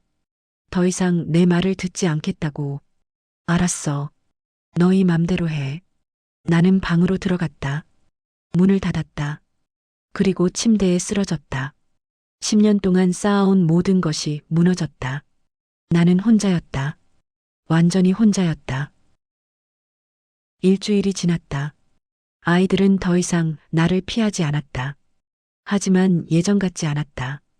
대화는 짧았고 눈빛은 차가웠다. 우리 사이에 보이지 않는 벽이 생겼다. 10년 동안 쌓아온 신뢰가 무너진 자리에 불신이 자라고 있었다. 그리고 아이들은 계속 그를 만났다. 숨기지도 않았다. 당당하게 말했다. 엄마, 나 오늘 아빠 만나고 올게. 민서가 말했다. 나는 아무 말도 하지 않았다. 무슨 말을 해도 소용없다는 걸 알았으니까. 어느 날 민서가 새 핸드폰을 들고 왔다. 최신형이었다. 비싼 것이었다. 민서야, 그거 어디서 났어? 아빠가 사줬어. 내 거 오래됐다고. 나는 가슴이 답답했다. 선물, 또 선물이었다. 그는 돈으로 아이들의 마음을 사고 있었다. 민서야, 그거 돌려줘. 왜요? 아빠가 준 건데. 그 사람한테 받으면 안 돼. 그게 다 계산이야. 또 시작이네. 엄마는 아빠가 뭘 해도 나쁘게만 보잖아요. 민서는 핸드폰을 들고 방으로 들어가 버렸다. 나는 한숨을 쉬었다. 며칠 후 지우도 새 노트북을 샀다. 아니, 받았다. 아빠가 대학생이면 좋은 노트북 있어야 한다고. 공부하는데 쓰라고 사줬어. 지우는 기뻐 보였다. 새 노트북을 만지며 웃고 있었다. 나는 쓸쓸했다. 10년 동안 나는 아이들에게 그런 것을 사줄 수 없었다. 형편이 안 됐다. 식당 수입으로 겨우 생활비를 대는 것만으로도 벅찼다. 아이들은 이해한다고 했다. 괜찮다고 했다. 하지만 속으로는 원했을 것이다. 친구들처럼 좋은 물건을, 새 옷을, 비싼 핸드폰을, 그리고 그가 그것을 채워주고 있었다. 10년 동안 없었던 아버지가 이제 와서 선물로 아이들의 마음을 사고 있었다. 어느 날 저녁 지우가 말했다. 엄마, 아빠가 나 대학원 보내준다고 했어. 등록금이랑 생활비 다 대준대. 나는 숨이 막혔다. 대학원. 그것은 내가 해줄 수 없는 것이었다. 지우는 장학금으로 대학을 다니고 있었지만 대학원은 달랐다. 돈이 필요했다. 지우야, 그 사람 말 믿지 마. 왜 또 그래요? 아빠가 진심으로 도와주려는 건데. 진심이 아니야. 너희를 조종하려는 거야. 엄마가 더 이상하게 들려요. 아빠가 우릴 도와주는 게 그렇게 나빠요? 나는 대답할 수 없었다. 어떻게 설명해야 할까? 그의 친절이 가면이라는 것을, 그 뒤에 계산이 숨어 있다는 것을. 일주일 후 더 충격적인 소식을 들었다.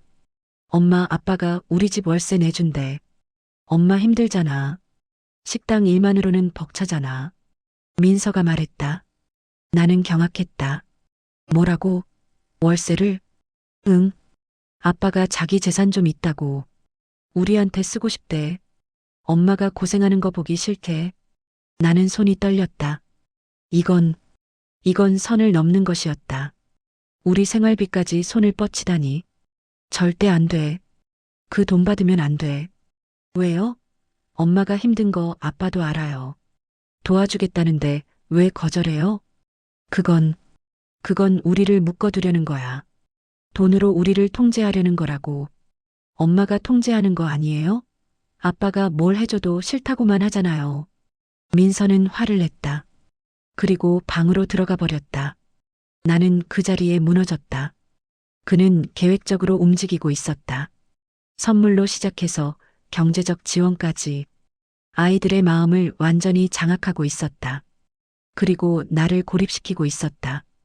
이기적인 엄마, 과거에 사로잡힌 여자, 아이들을 통제하려는 사람. 나는 점점 그런 이미지로 굳어지고 있었다. 어느 날 오후였다. 나는 식당에 있었고 아이들은 학교에 갔다. 집은 비어 있었다. 그때 문자가 왔다. 지우에게서였다. 엄마, 나 오늘 늦어. 아빠랑 저녁 먹기로 했어.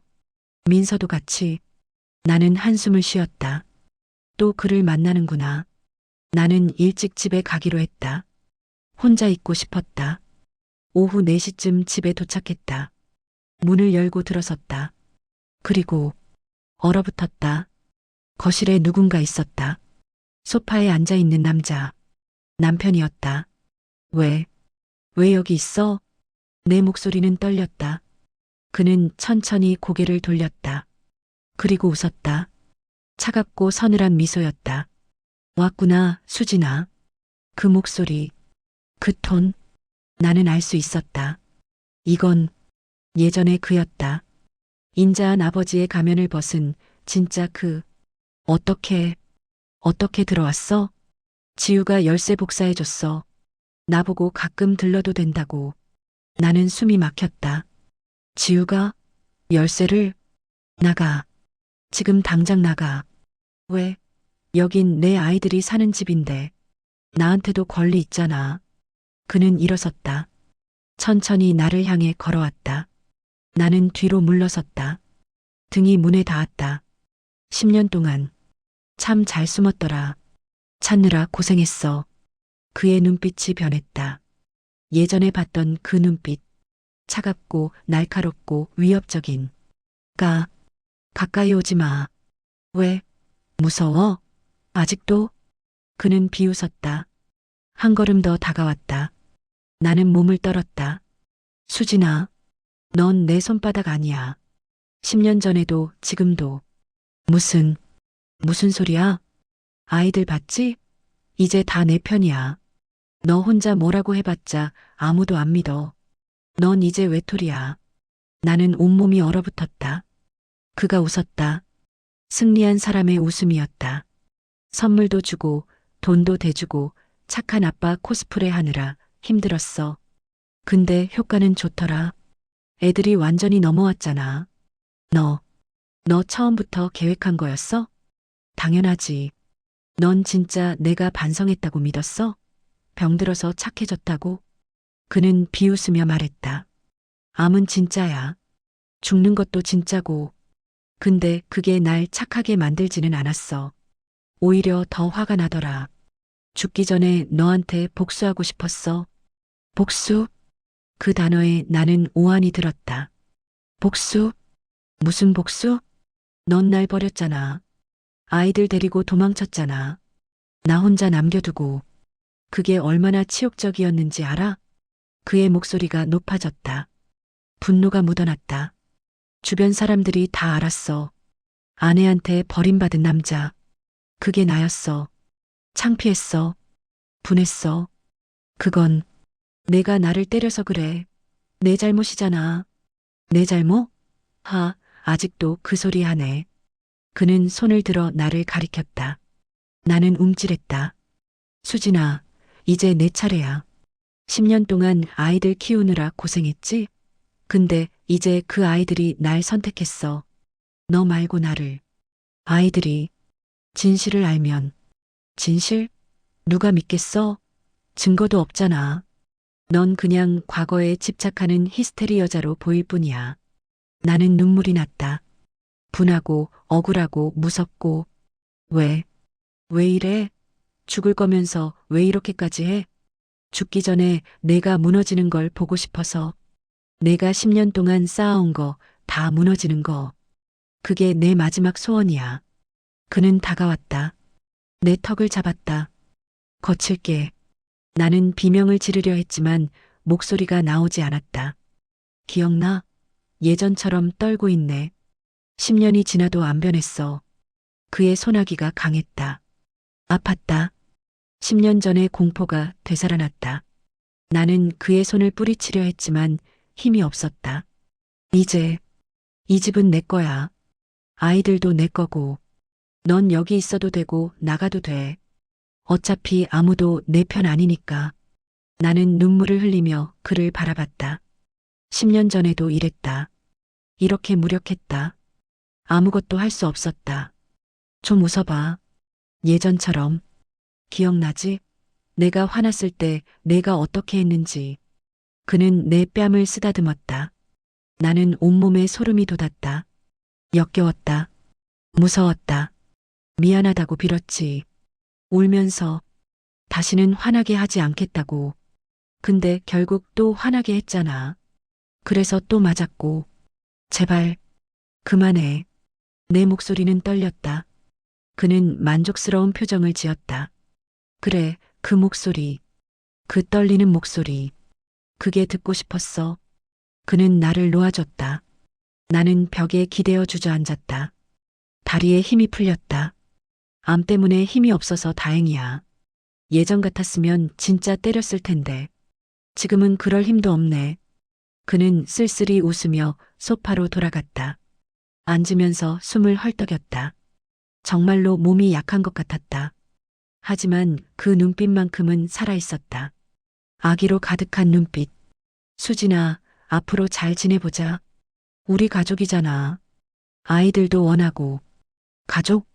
그래. 나 죽을 때까지만이라도. 그 정도는 참아줘야지. 아니면 아이들한테 내 진짜 모습 보여줄까?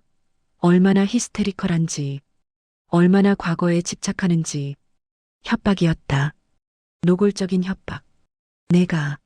내가 뭘 어떻게 하는데? 간단해. 아이들 앞에서 널 화나게 만들면 돼. 넌 참지 못하고 소리 지르겠지. 물건 던지고 울고. 그럼 아이들이 뭐라고 생각하겠어? 엄마가 정말 이상해졌네라고 생각하겠지. 그는 계획을 다 세워놨다. 나를 완전히 무너뜨릴 계획을. 그리고 결국 아이들은 날 선택할 거야. 착한 아빠, 병든 아빠, 죽어가는 아빠를. 너 같은 히스테리 엄마 말고. 나는 말문이 막혔다. 악마였다. 그는 악마였다. 10년 전에도 지금도. 수진아, 넌 10년 동안 평화롭게 살았잖아. 나 없이. 근데 나는 매일 너를 찾아다니며 분노했어. 복수를 꿈꿨어. 이제 그 꿈을 이루는 거야. 제발, 그냥 가줘. 우리 인생에서 사라져줘. 싫어. 죽을 때까지 여기 있을 거야. 내가 무너지는 거 보면서. 그는 다시 웃었다. 승리자의 웃음. 나는 그 웃음을 보며 절망했다. 정말로 끝인가? 10년을 버텨왔는데 이렇게 무너지는 건가? 아, 참. 아이들한테는 비밀이야. 우리 둘만의 비밀. 넌 아이들 앞에서 착한 엄마 연기 계속해. 나도 착한 아빠 연기할 테니까. 그는 일어섰다. 현관으로 향했다. 오늘은 이만 갈게. 아이들이랑 저녁 약속 있거든. 너도 올래? 가족 저녁 어때? 비웃는 투였다. 나는 대답하지 않았다. 그는 문을 열고 나갔다. 아, 그리고 수진아. 그가 돌아서며 말했다. 열쇠 있으니까 언제든 올 수 있어. 문 잠가도 소용없어. 문이 닫혔다. 나는 그 자리에 주저앉았다. 온몸이 떨렸다. 공포, 분노, 절망. 모든 감정이 한꺼번에 밀려왔다. 10년. 10년을 도망쳤는데, 10년을 숨어 살았는데, 결국 그는 나를 찾아냈다. 그리고 이번에는 더 교묘하게, 더 잔인하게 나를 무너뜨리려 하고 있었다. 나는 울었다. 소리내어 울었다. 아무도 없는 집에서 나는 혼자 울었다. 누가 이 고통을 알아줄까? 누가 내 편이 되어줄까? 한참을 울었다. 정신을 차리고 보니 해가 지고 있었다. 아이들이 곧 올 것이다. 그 사람과 함께 저녁을 먹고 나는 일어나 얼굴을 씻었다. 거울을 봤다. 퉁퉁 부은 눈, 창백한 얼굴. 나는 화장을 했다. 최대한 티가 나지 않게. 아이들 앞에서 무너진 모습을 보이면 안 됐다. 그가 원하는 대로 되면 안 됐다. 저녁 8시쯤 아이들이 돌아왔다. 웃으며 들어왔다. 행복해 보였다. 엄마, 우리 왔어. 민서가 말했다. 나는 미소를 지었다. 억지로. 응, 어서 와. 저녁 맛있었어? 응, 아빠가 스테이크 사줬어. 엄청 비싼데. 지우가 웃으며 말했다. 나는 고개를 끄덕였다. 가슴이 아팠지만 참았다. 그래, 잘 먹었구나. 엄마 아빠가 다음 주에 우리 다 같이 여행 가자대. 엄마도 같이 가자. 민서가 말했다. 나는 숨이 막혔다. 여행? 그 사람과? 나는 바빠서 못 갈 것 같아. 엄마, 식당 하루 쉬면 되잖아. 제발 같이 가자. 우리 가족끼리. 가족. 그 단어가 나를 찔렀다. 우리는 가족이 아니다. 절대로. 생각해 볼게. 나는 겨우 대답했다. 아이들은 기뻐했다. 그리고 각자 방으로 들어갔다. 나는 혼자 거실에 남았다. 소파에 앉아 고개를 숙였다. 가면 뒤에 서늘한 눈빛. 그 눈빛이 계속 떠올랐다. 인자한 아버지는 가짜였다. 진짜는 여전히 악마였다. 그리고 이제 그 악마가 내 집에, 내 아이들에게, 내 삶에 침투하고 있었다. 나는 어떻게 해야 할까? 싸워야 할까? 아니면 포기해야 할까? 머릿속이 복잡했다. 하지만 한 가지는 확실했다. 이대로는 안 된다. 뭔가 해야 한다. 하지만 무엇을? 그때였다. 현관문이 열렸다. 사흘이 지났다. 그는 매일 왔다. 열쇠가 있으니까. 아침에도, 낮에도, 저녁에도. 언제 나타날지 알 수 없었다. 나는 집에서도 긴장했다. 항상 등 뒤를 경계했다. 문 여는 소리만 들어도 심장이 뛰었다. 아이들 앞에서 그는 완벽한 아버지였다. 웃고 농담하고 이야기를 들어주었다. 민서는 그에게 학교 이야기를 했고 지우는 대학 고민을 상담했다. 나는 그 광경을 보며 속이 타들어갔다. 하지만 아이들이 없을 때 그는 달랐다. 차갑고 위협적이었다. 가끔 내 팔을 잡거나 어깨를 치거나 귓가에 속삭였다. 잘 참고 있네, 착하지. 언제까지 버틸 수 있을까?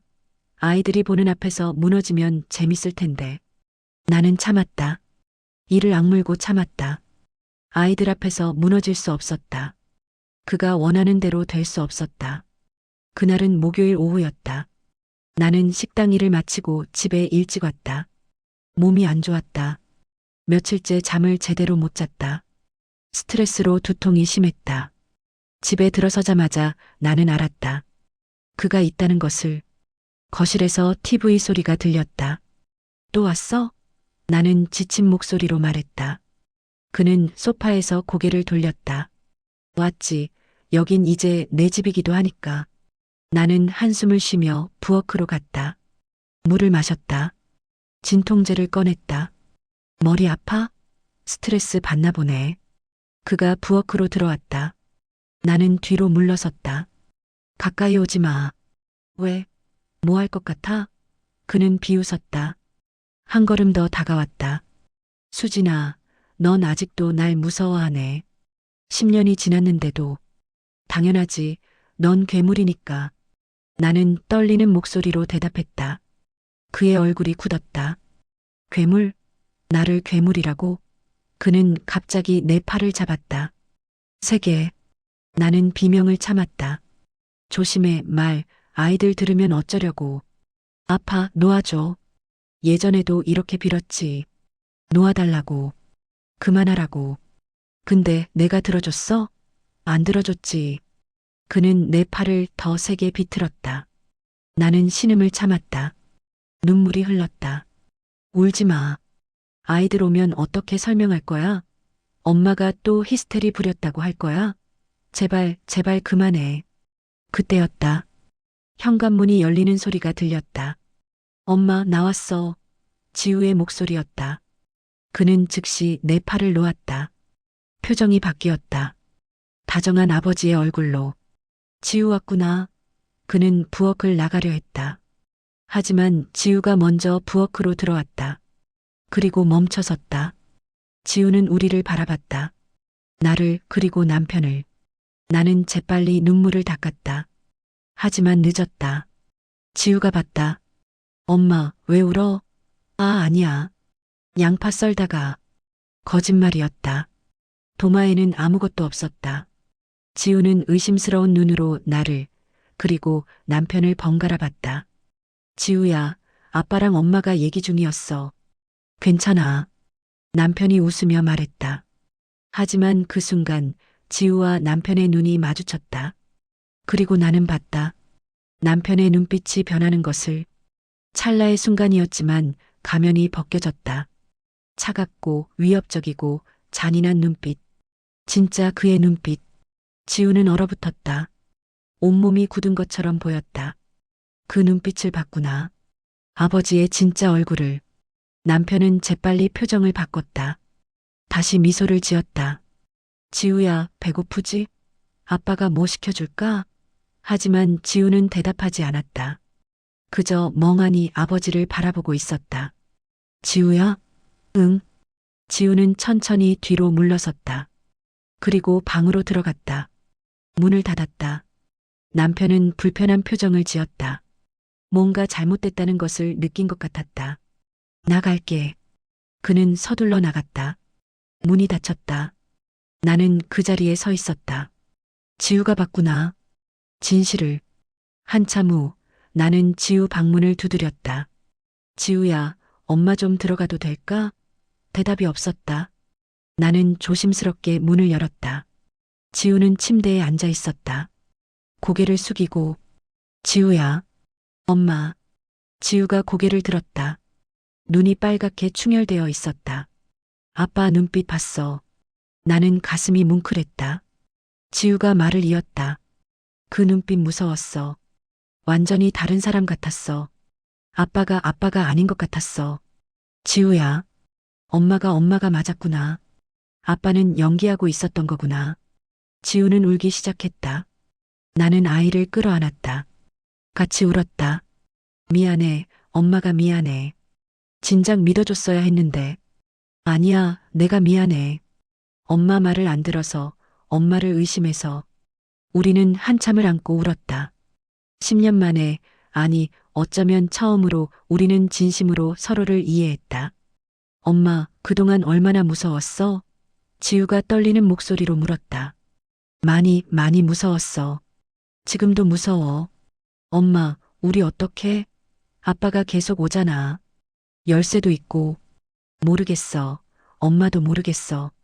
그때 민서가 방문을 열고 들어왔다. 우리가 우는 걸 보고 놀랐다. 왜 울어? 무슨 일이야? 지우가 민서를 바라봤다. 그리고 말했다. 민서야, 엄마가 맞았어. 아빠는 위험한 사람이야. 무슨 소리야? 나 봤어. 아빠 진짜 얼굴. 그 눈빛 정말 무서웠어. 민서는 혼란스러운 표정을 지었다. 지우가 계속 말했다. 아빠는 연기하고 있었어. 우릴 속이고 있었어. 엄마를 고립시키려고. 엄마가 10년 동안 우릴 지켜준 거야. 그 사람한테서. 민서의 눈에 눈물이 고였다. 진짜야? 정말로? 응, 나 눈으로 봤어. 그 눈빛 하나로 모든 게 이해됐어. 엄마가 왜 그렇게 필사적으로 우릴 말렸는지. 민서는 나에게 다가왔다. 그리고 안겼다. 엄마, 미안해. 내가 너무 철없었어. 아니야, 괜찮아. 이제 알았으니까. 우리 셋은 안고 울었다. 10년 만에 처음으로 우리는 하나가 되었다. 진실이 우리를 다시 묶어주었다. 그날 밤 우리는 함께 앉아 얘기했다. 나는 아이들에게 모든 것을 말했다. 10년 전의 일들을, 어떻게 도망쳤는지를, 어떻게 살아왔는지를, 그리고 최근 며칠간 남편이 어떻게 나를 위협했는지를. 아이들은 경악했다. 분노했다. 그리고 나를 안아주었다. 엄마, 우리가 지킬게. 이제는 우리가 엄마를 지킬 거야. 지우가 말했다. 나는 눈물이 났다. 고마워서, 안심이 되어서. 우리 어떡할까? 아빠가 계속 올 텐데. 민서가 물었다. 지우가 대답했다. 일단 자물쇠부터 바꾸자. 내일 당장. 그리고 경찰에 신고할 수도 있어. 증거가 없어. 지금까지 신체적 폭력은 없었거든. 협박만. 내가 말했다.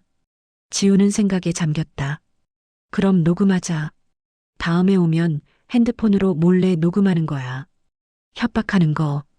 그래, 그게 좋겠다. 우리는 계획을 세웠다. 처음으로 우리는 함께 싸울 준비를 했다. 더 이상 혼자가 아니었다. 아이들이 내 편이었다. 진실을 알았고, 나를 믿었고, 함께 싸우겠다고 했다. 그날 밤 나는 오랜만에 편히 잠들었다. 10년 만에 처음으로 두려움 없이 잠들었다. 옆방에서 아이들이 자고 있었다. 나를 지켜줄 아이들이. 되살아난 공포의 기억은 이제 우리를 갈라놓지 못했다. 오히려 더 강하게 묶어주었다. 다음 날 아침 지우가 일찍 일어나 자물쇠를 주문했다. 당일 설치 가능한 것으로. 오후 2시쯤 기사가 왔다. 문의 자물쇠를 교체했다. 새 열쇠를 받았다. 단 3개만. 우리 셋만. 이제 아빠는 못 들어와. 민서가 말했다. 나는 안도했다. 하지만 동시에 불안했다. 그가 어떻게 반응할까? 저녁이 되자 예상대로 그가 왔다. 현관 비밀번호를 눌렀다. 하지만 문이 열리지 않았다. 자물쇠가 걸려 있었으니까. 똑똑똑. 문을 두드리는 소리가 들렸다. 수진아, 문 열어. 왜 자물쇠 바꿨어?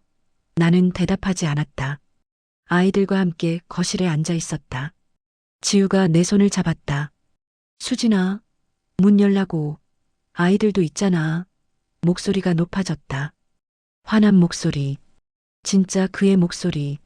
지우야, 민서야, 아빠야. 문 좀 열어줘. 아이들은 꿈쩍하지 않았다.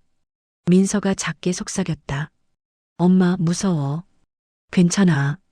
우리 셋이 함께니까. 문을 두드리는 소리가 더 세졌다. 쿵쾅쿵쾅. 화난 주먹질 소리. 열어. 당장 열어. 이게 무슨 짓이야. 이웃집에서 문을 여는 소리가 들렸다. 누군가 나왔나 보다. 저기 시끄러운데요. 무슨 일이세요? 이웃의 목소리였다. 남편은 잠시 멈췄다. 아, 죄송합니다. 제 아내가 문을 안 열어줘서. 아내분이요? 그럼 전화하시지 그래요? 그게. 남편은 말을 잇지 못했다. 잠시 후 발소리가 멀어졌다. 간 것 같았다. 우리는 한동안 숨을 죽이고 있었다. 정말 간 걸까? 아니면 기다리고 있는 걸까? 1시간쯤 지나자 핸드폰이 울렸다. 내 핸드폰. 남편이었다. 나는 받지 않았다. 문자가 왔다.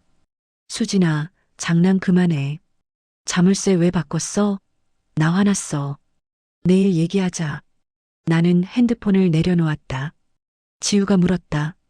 아빠한테서? 응. 화났대. 당연히 화나겠지. 계획이 망가졌으니까. 지우가 냉정하게 말했다. 그날 본 눈빛 이후 지우는 완전히 달라졌다. 더 이상 아버지를 믿지 않았다. 그날 밤 우리는 회의를 했다. 거실 테이블에 둘러앉아 지우가 노트북을 꺼냈다. 우리 증거를 모아야 해. 아빠가 한 짓들을. 어떤 증거? 민서가 물었다. 지우가 대답했다. 일단 아빠가 보낸 문자들, 편지들 다 캡처하고 사진 찍어두자. 그리고 엄마가 아빠한테 받은 협박도. 나는 핸드폰을 꺼냈다. 남편이 보낸 문자들을 보여줬다. 지우가 하나하나 캡처했다. 그리고 엄마 10년 전 일도 기록해야 해.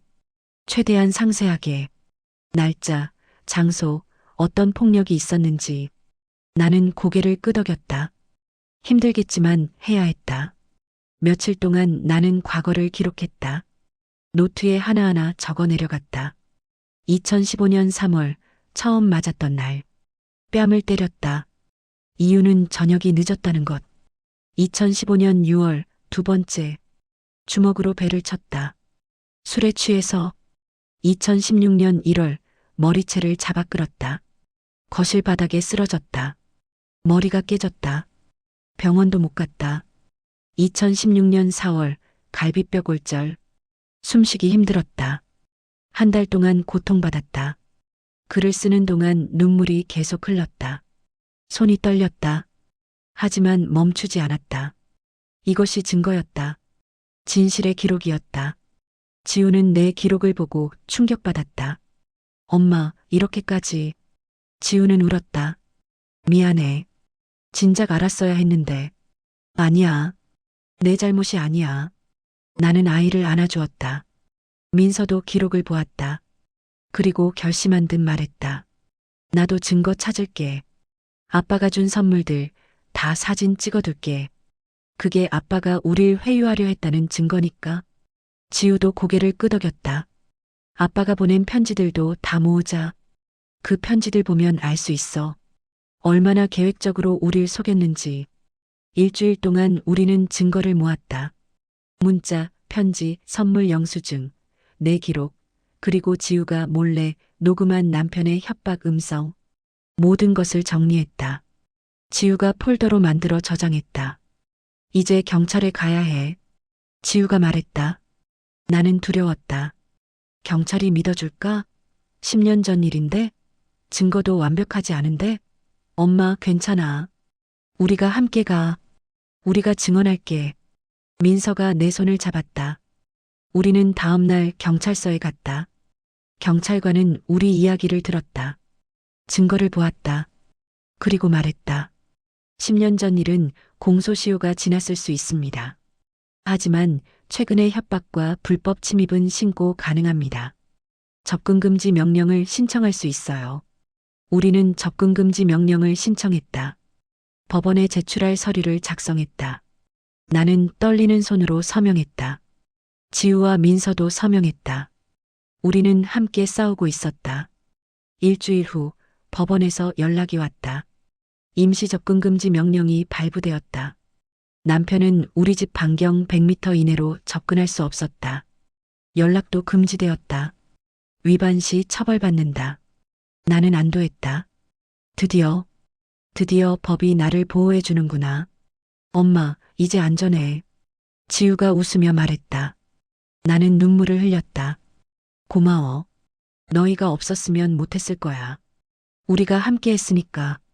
민서가 말했다. 하지만 남편은 조용히 물러나지 않았다. 며칠 후 그는 다시 나타났다. 식당 앞에서 나는 그를 보고 얼어붙었다. 접근금지 명령이 있는데도 그는 멀리서 나를 노려봤다. 그리고 입모양으로 말했다. 이건 끝이 아니야. 나는 즉시 경찰에 신고했다. 경찰이 왔다. 남편은 이미 사라진 후였다. 하지만 CCTV에 찍혔다. 증거가 남았다. 경찰은 남편에게 경고를 보냈다. 한 번 더 위반하면 구속될 수 있다고. 그날 저녁 남편이 전화를 걸어왔다. 차단했던 번호였는데 다른 번호로 걸었나 보다. 나는 받지 않았다. 하지만 음성 메시지를 남겼다. 나는 메시지를 들었다. 수진아, 넌 정말 날 배신했어. 아이들까지 선동해서 너희들이 나한테 이럴 수 있어? 내가 너희를 어떻게 키우려 했는데. 목소리는 분노로 떨리고 있었다. 접근금지? 웃기지 마. 그까짓 거 무섭지 않아. 너희는 끝까지 내 가족이야. 내 소유야. 메시지는 거기서 끊겼다. 나는 메시지를 저장했다. 또 다른 증거였다. 지우에게 들려줬다. 지우는 경악했다. 내가 너희를 어떻게 키우려 했는데? 우릴 키운 건 엄마야. 아빠는 아무것도 안 했어. 지우가 소리쳤다. 나는 아이를 진정시켰다. 괜찮아. 우리한테는 법이 있어. 더 이상 혼자가 아니야. 며칠이 지났다. 조용했다. 그리고 어느 날 오후 남편이 마지막으로 나타났다. 이번에는 집 앞에. 나는 창문으로 그를 봤다. 길 건너편에서 우리 집을 올려다보고 있었다. 나는 즉시 아이들을 불렀다. 지우야, 민서야, 아빠가 왔어. 창문 보지 마. 아이들은 방으로 들어갔다. 나는 경찰에 전화했다. 경찰이 오는 동안 나는 창문 너머로 그를 지켜봤다. 그는 움직이지 않았다. 그냥 서 있었다. 나를 올려다보며. 경찰차가 도착했다. 남편은 그제야 움직였다. 하지만 도망치지 않았다. 경찰에게 다가갔다. 무슨 얘기를 하는 것 같았다. 경찰관 한 명이 우리 집으로 올라왔다. 나는 문을 열었다. 부인, 괜찮으세요? 네, 괜찮아요. 저 사람 데려가 주세요. 접근금지 명령 위반했어요. 네, 알고 있습니다. 지금 조치하겠습니다. 경찰관은 내려갔다. 나는 창문으로 봤다. 남편이 경찰차에 타고 있었다. 수갑이 채워져 있었다. 경찰차가 떠났다. 나는 그 자리에 주저앉았다. 끝났다. 정말로 끝났다. 지우와 민서가 방에서 나왔다. 엄마, 아빠 갔어? 응, 경찰이 데려갔어. 구속될 거야. 아이들은 나를 안았다. 우리는 함께 울었다. 하지만 이번엔 다른 눈물이었다. 안도의 눈물, 해방의 눈물. 그날 밤 우리는 함께 저녁을 먹었다. 오랜만에 웃으며 민서가 말했다. 엄마, 이제 정말 안전한 거지? 응, 이제 안전해. 법이 우릴 지켜줄 거야. 지우가 고개를 끄덕였다. 우리가 함께 싸웠으니까. 우리가 이겼어. 나는 아이들을 바라봤다. 10년 동안 지켜온 아이들. 이제는 나를 지켜주는 아이들. 우리는 함께였다. 그리고 그것이 가장 큰 힘이었다. 며칠 후 법원에서 정식 접근금지 명령이 확정되었다. 1년간 남편은 우리에게 접근할 수 없었다. 위반 시 즉시 구속, 그리고 협박죄로 기소되었다. 재판이 예정되어 있었다. 나는 법정에 서야 했다. 증언해야 했다. 두려웠지만 이번에는 혼자가 아니었다. 아이들이 함께였다. 변호사도 있었다. 법이 내 편이었다. 아이들은 학교로 돌아갔다. 지우는 대학 수업을, 민서는 고등학교 수업을. 일상이 돌아왔다. 평범한 일상. 하지만 이전과는 달랐다. 더 이상 두렵지 않았다. 문을 열 때마다 긴장하지 않았다. 밤에 잠들 때 귀를 곤두세우지 않았다. 진짜 평화였다. 10년 만에 처음 느끼는. 나는 식당에서 일했다. 시장 사람들은 내가 겪은 일을 알고 있었다. 격려해 주었다. 잘했어, 미나야. 이제 편하게 살 수 있겠네. 정말 수고했어. 그 말들이 위로가 되었다. 나는 혼자가 아니었다. 이 동네가, 이 사람들이, 그리고 무엇보다 내 아이들이 나를 지지하고 있었다. 아이들의 선택이 나를 구했다. 그들이 진실을 보기로, 나를 믿기로, 함께 싸우기로 선택했기에 심판은 끝났다. 남편은 더 이상 우리 삶에 없었다. 우리는 자유로웠다. 진정한 의미에서. 석 달이 지났다. 재판은 끝났다. 남편은 협박죄와 접근금지 명령 위반으로 유죄 판결을 받았다. 징역 6개월, 집행유예 1년. 그리고 2년간의 접근금지 명령 연장. 법정에서 나는 증언했다. 떨리는 목소리로, 하지만 또박또박. 10년 전의 폭력을, 최근의 협박을, 모든 것을. 판사는 내 말을 들었다. 믿어주었다. 아이들도 증언했다. 지우는 그날 본 눈빛을 설명했다. 민서는 아버지가 어떻게 자신들을 회유하려 했는지 말했다. 남편은 법정에서 끝까지 항변했다. 나는 피해자다. 아내가 나를 버렸다. 아이들을 데리고 도망쳤다. 나는 가족을 되찾으려 했을 뿐이다. 하지만 판사는 받아들이지 않았다. 증거가 명확했으니까. 판결이 나던 날 나는 법원 밖에서 깊은 숨을 쉬었다. 햇살이 따뜻했다. 하늘이 맑았다. 지우와 민서가 내 양옆에 서 있었다. 엄마, 이겼어. 지우가 말했다. 응, 우리가 이겼어. 나는 아이들의 손을 잡았다. 우리는 함께 걸었다. 법원을 떠나며, 과거를 떠나며, 두려움을 떠나며. 하지만 이야기는 거기서 끝나지 않았다. 2달 후 나는 소식을 들었다. 남편이 병원에 입원했다고, 암이 악화되었다고, 말기 단계로 접어들었다고. 시장 아는 언니가 우연히 들은 얘기였다. 미나야, 내 남편 병원에 있다던데. 거의 죽어간다던데. 나는 아무 말도 하지 않았다. 슬프지도 기쁘지도 않았다. 그냥 텅 빈 느낌이었다. 한때는 사랑했던 사람, 아이들의 아버지. 하지만 이제는 그저 낯선 사람. 지우와 민서에게 말했다. 아빠가 병원에 있대. 많이 안 좋대. 아이들은 복잡한 표정을 지었다. 우리 가볼까요? 민서가 물었다. 나는 고개를 저었다. 아니, 갈 필요 없어. 너희가 원하면 가도 되지만 엄마는 안 갈 거야. 지우가 고개를 끄덕였다. 나도 안 갈래. 민서도 따라 말했다. 나도. 우리는 더 이상 그 사람의 가족이 아니었다. 한 달이 더 지났다. 겨울이 왔다. 첫눈이 내렸다. 시장 거리는 하얗게 덮였다. 나는 식당에서 일하고 있었다. 따뜻한 국물을 끓이고 손님들에게 밥을 내주고. 평범한 하루였다. 그때 전화가 왔다. 모르는 번호였다. 받았다. 여보세요? 박수진 씨 맞으십니까? 네, 그런데요. 저는 성모병원 사회복지사입니다. 환자 박철수 씨에 대해 연락드립니다. 제 심장이 철렁 내려앉았다. 박철수? 남편의 본명. 환자분이 오늘 새벽 돌아가셨습니다. 보호자 연락처가 선생님으로 되어 있어서요. 나는 전화를 끊었다. 손이 떨렸다. 죽었다. 그가 죽었다. 더 이상 이 세상에 없다. 나는 주저앉았다. 주방 아주머니가 달려왔다.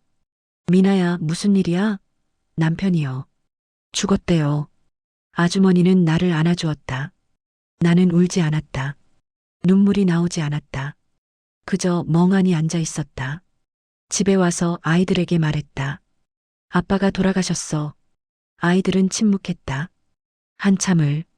그리고 민서가 물었다. 엄마, 슬퍼요? 나는 고개를 저었다. 아니, 슬프지 않아. 그냥 끝났구나 싶어. 지우도 말했다. 나도 슬프지 않아. 그 사람은 우리 아빠가 아니었어. 괴물이었어. 민서가 고개를 끄덕였다. 우리는 앉아서 차를 마셨다. 말없이 각자의 생각에 잠겨. 며칠 후 장례식이 있었다. 나는 가지 않았다. 아이들도 가지 않았다. 대신 꽃 한 송이를 보냈다. 마지막 인사였다. 작별이었다. 병원에서 연락이 왔다. 유품을 찾아가라고. 나는 지우와 함께 갔다. 작은 박스였다. 안에는 낡은 지갑, 핸드폰, 그리고 낡은 사진 한 장. 우리 가족 사진이었다. 아이들이 어렸을 때, 우리가 행복했던 척 했을 때, 사진은 구겨져 있었다. 자주 꺼내봤나 보다. 나는 사진을 주머니에 넣었다. 아이들에게 줘야겠다. 기억으로서. 집으로 돌아오는 길, 지우가 물었다. 엄마, 이제 정말 끝난 거지? 응, 이제 정말 끝났어. 더 이상 두려워하지 않아도 돼? 응, 더 이상 두려워하지 않아도 돼. 우리는 걸었다. 눈 내린 거리를, 발자국을 남기며, 새로운 길을, 과거가 아닌 미래로. 그날 밤 나는 오랜만에 깊이 잠들었다. 악몽도 없었다. 두려움도 없었다. 평화로웠다. 진짜 평화. 다음 날 아침 나는 창문을 열었다. 햇살이 들어왔다. 따뜻하고 밝았다. 새로운 하루였다. 자유로운 하루. 몇 주가 지났다. 봄이 왔다. 시장에 꽃이 피기 시작했다. 나는 식당을 확장하기로 했다. 10년 동안 모은 돈으로. 옆 가게가 비었다. 주인이 새를 놓겠다고 했다. 나는 계약했다. 식당을 2배로 넓혔다. 테이블을 더 놓았다. 메뉴도 추가했다. 지우가 도왔다. 민서도 주말에 나왔다. 우리는 함께 일했다. 웃으며, 꿈을 꾸며. 지우는 대학원에 합격했다. 장학금을 받았다. 스스로 해냈다. 민서는 대학 입시를 준비했다. 성적이 올랐다. 꿈이 생겼다. 사회복지사가 되고 싶다고 했다. 나 같은 사람들을 돕고 싶다고. 나는 아이를 안아주었다. 자랑스러웠다. 2 아이 모두. 어느 날 저녁 우리는 함께 식탁에 앉았다. 저녁을 먹으며 지우가 말했다. 엄마, 우리 여행 갈까? 어디로? 바다. 우리 한 번도 바다 안 가봤잖아. 민서가 동의했다. 맞아, 가자. 나는 웃었다. 좋아, 가자. 다음 주말에. 우리는 계획을 세웠다. 설레며. 처음으로 우리만의 여행을.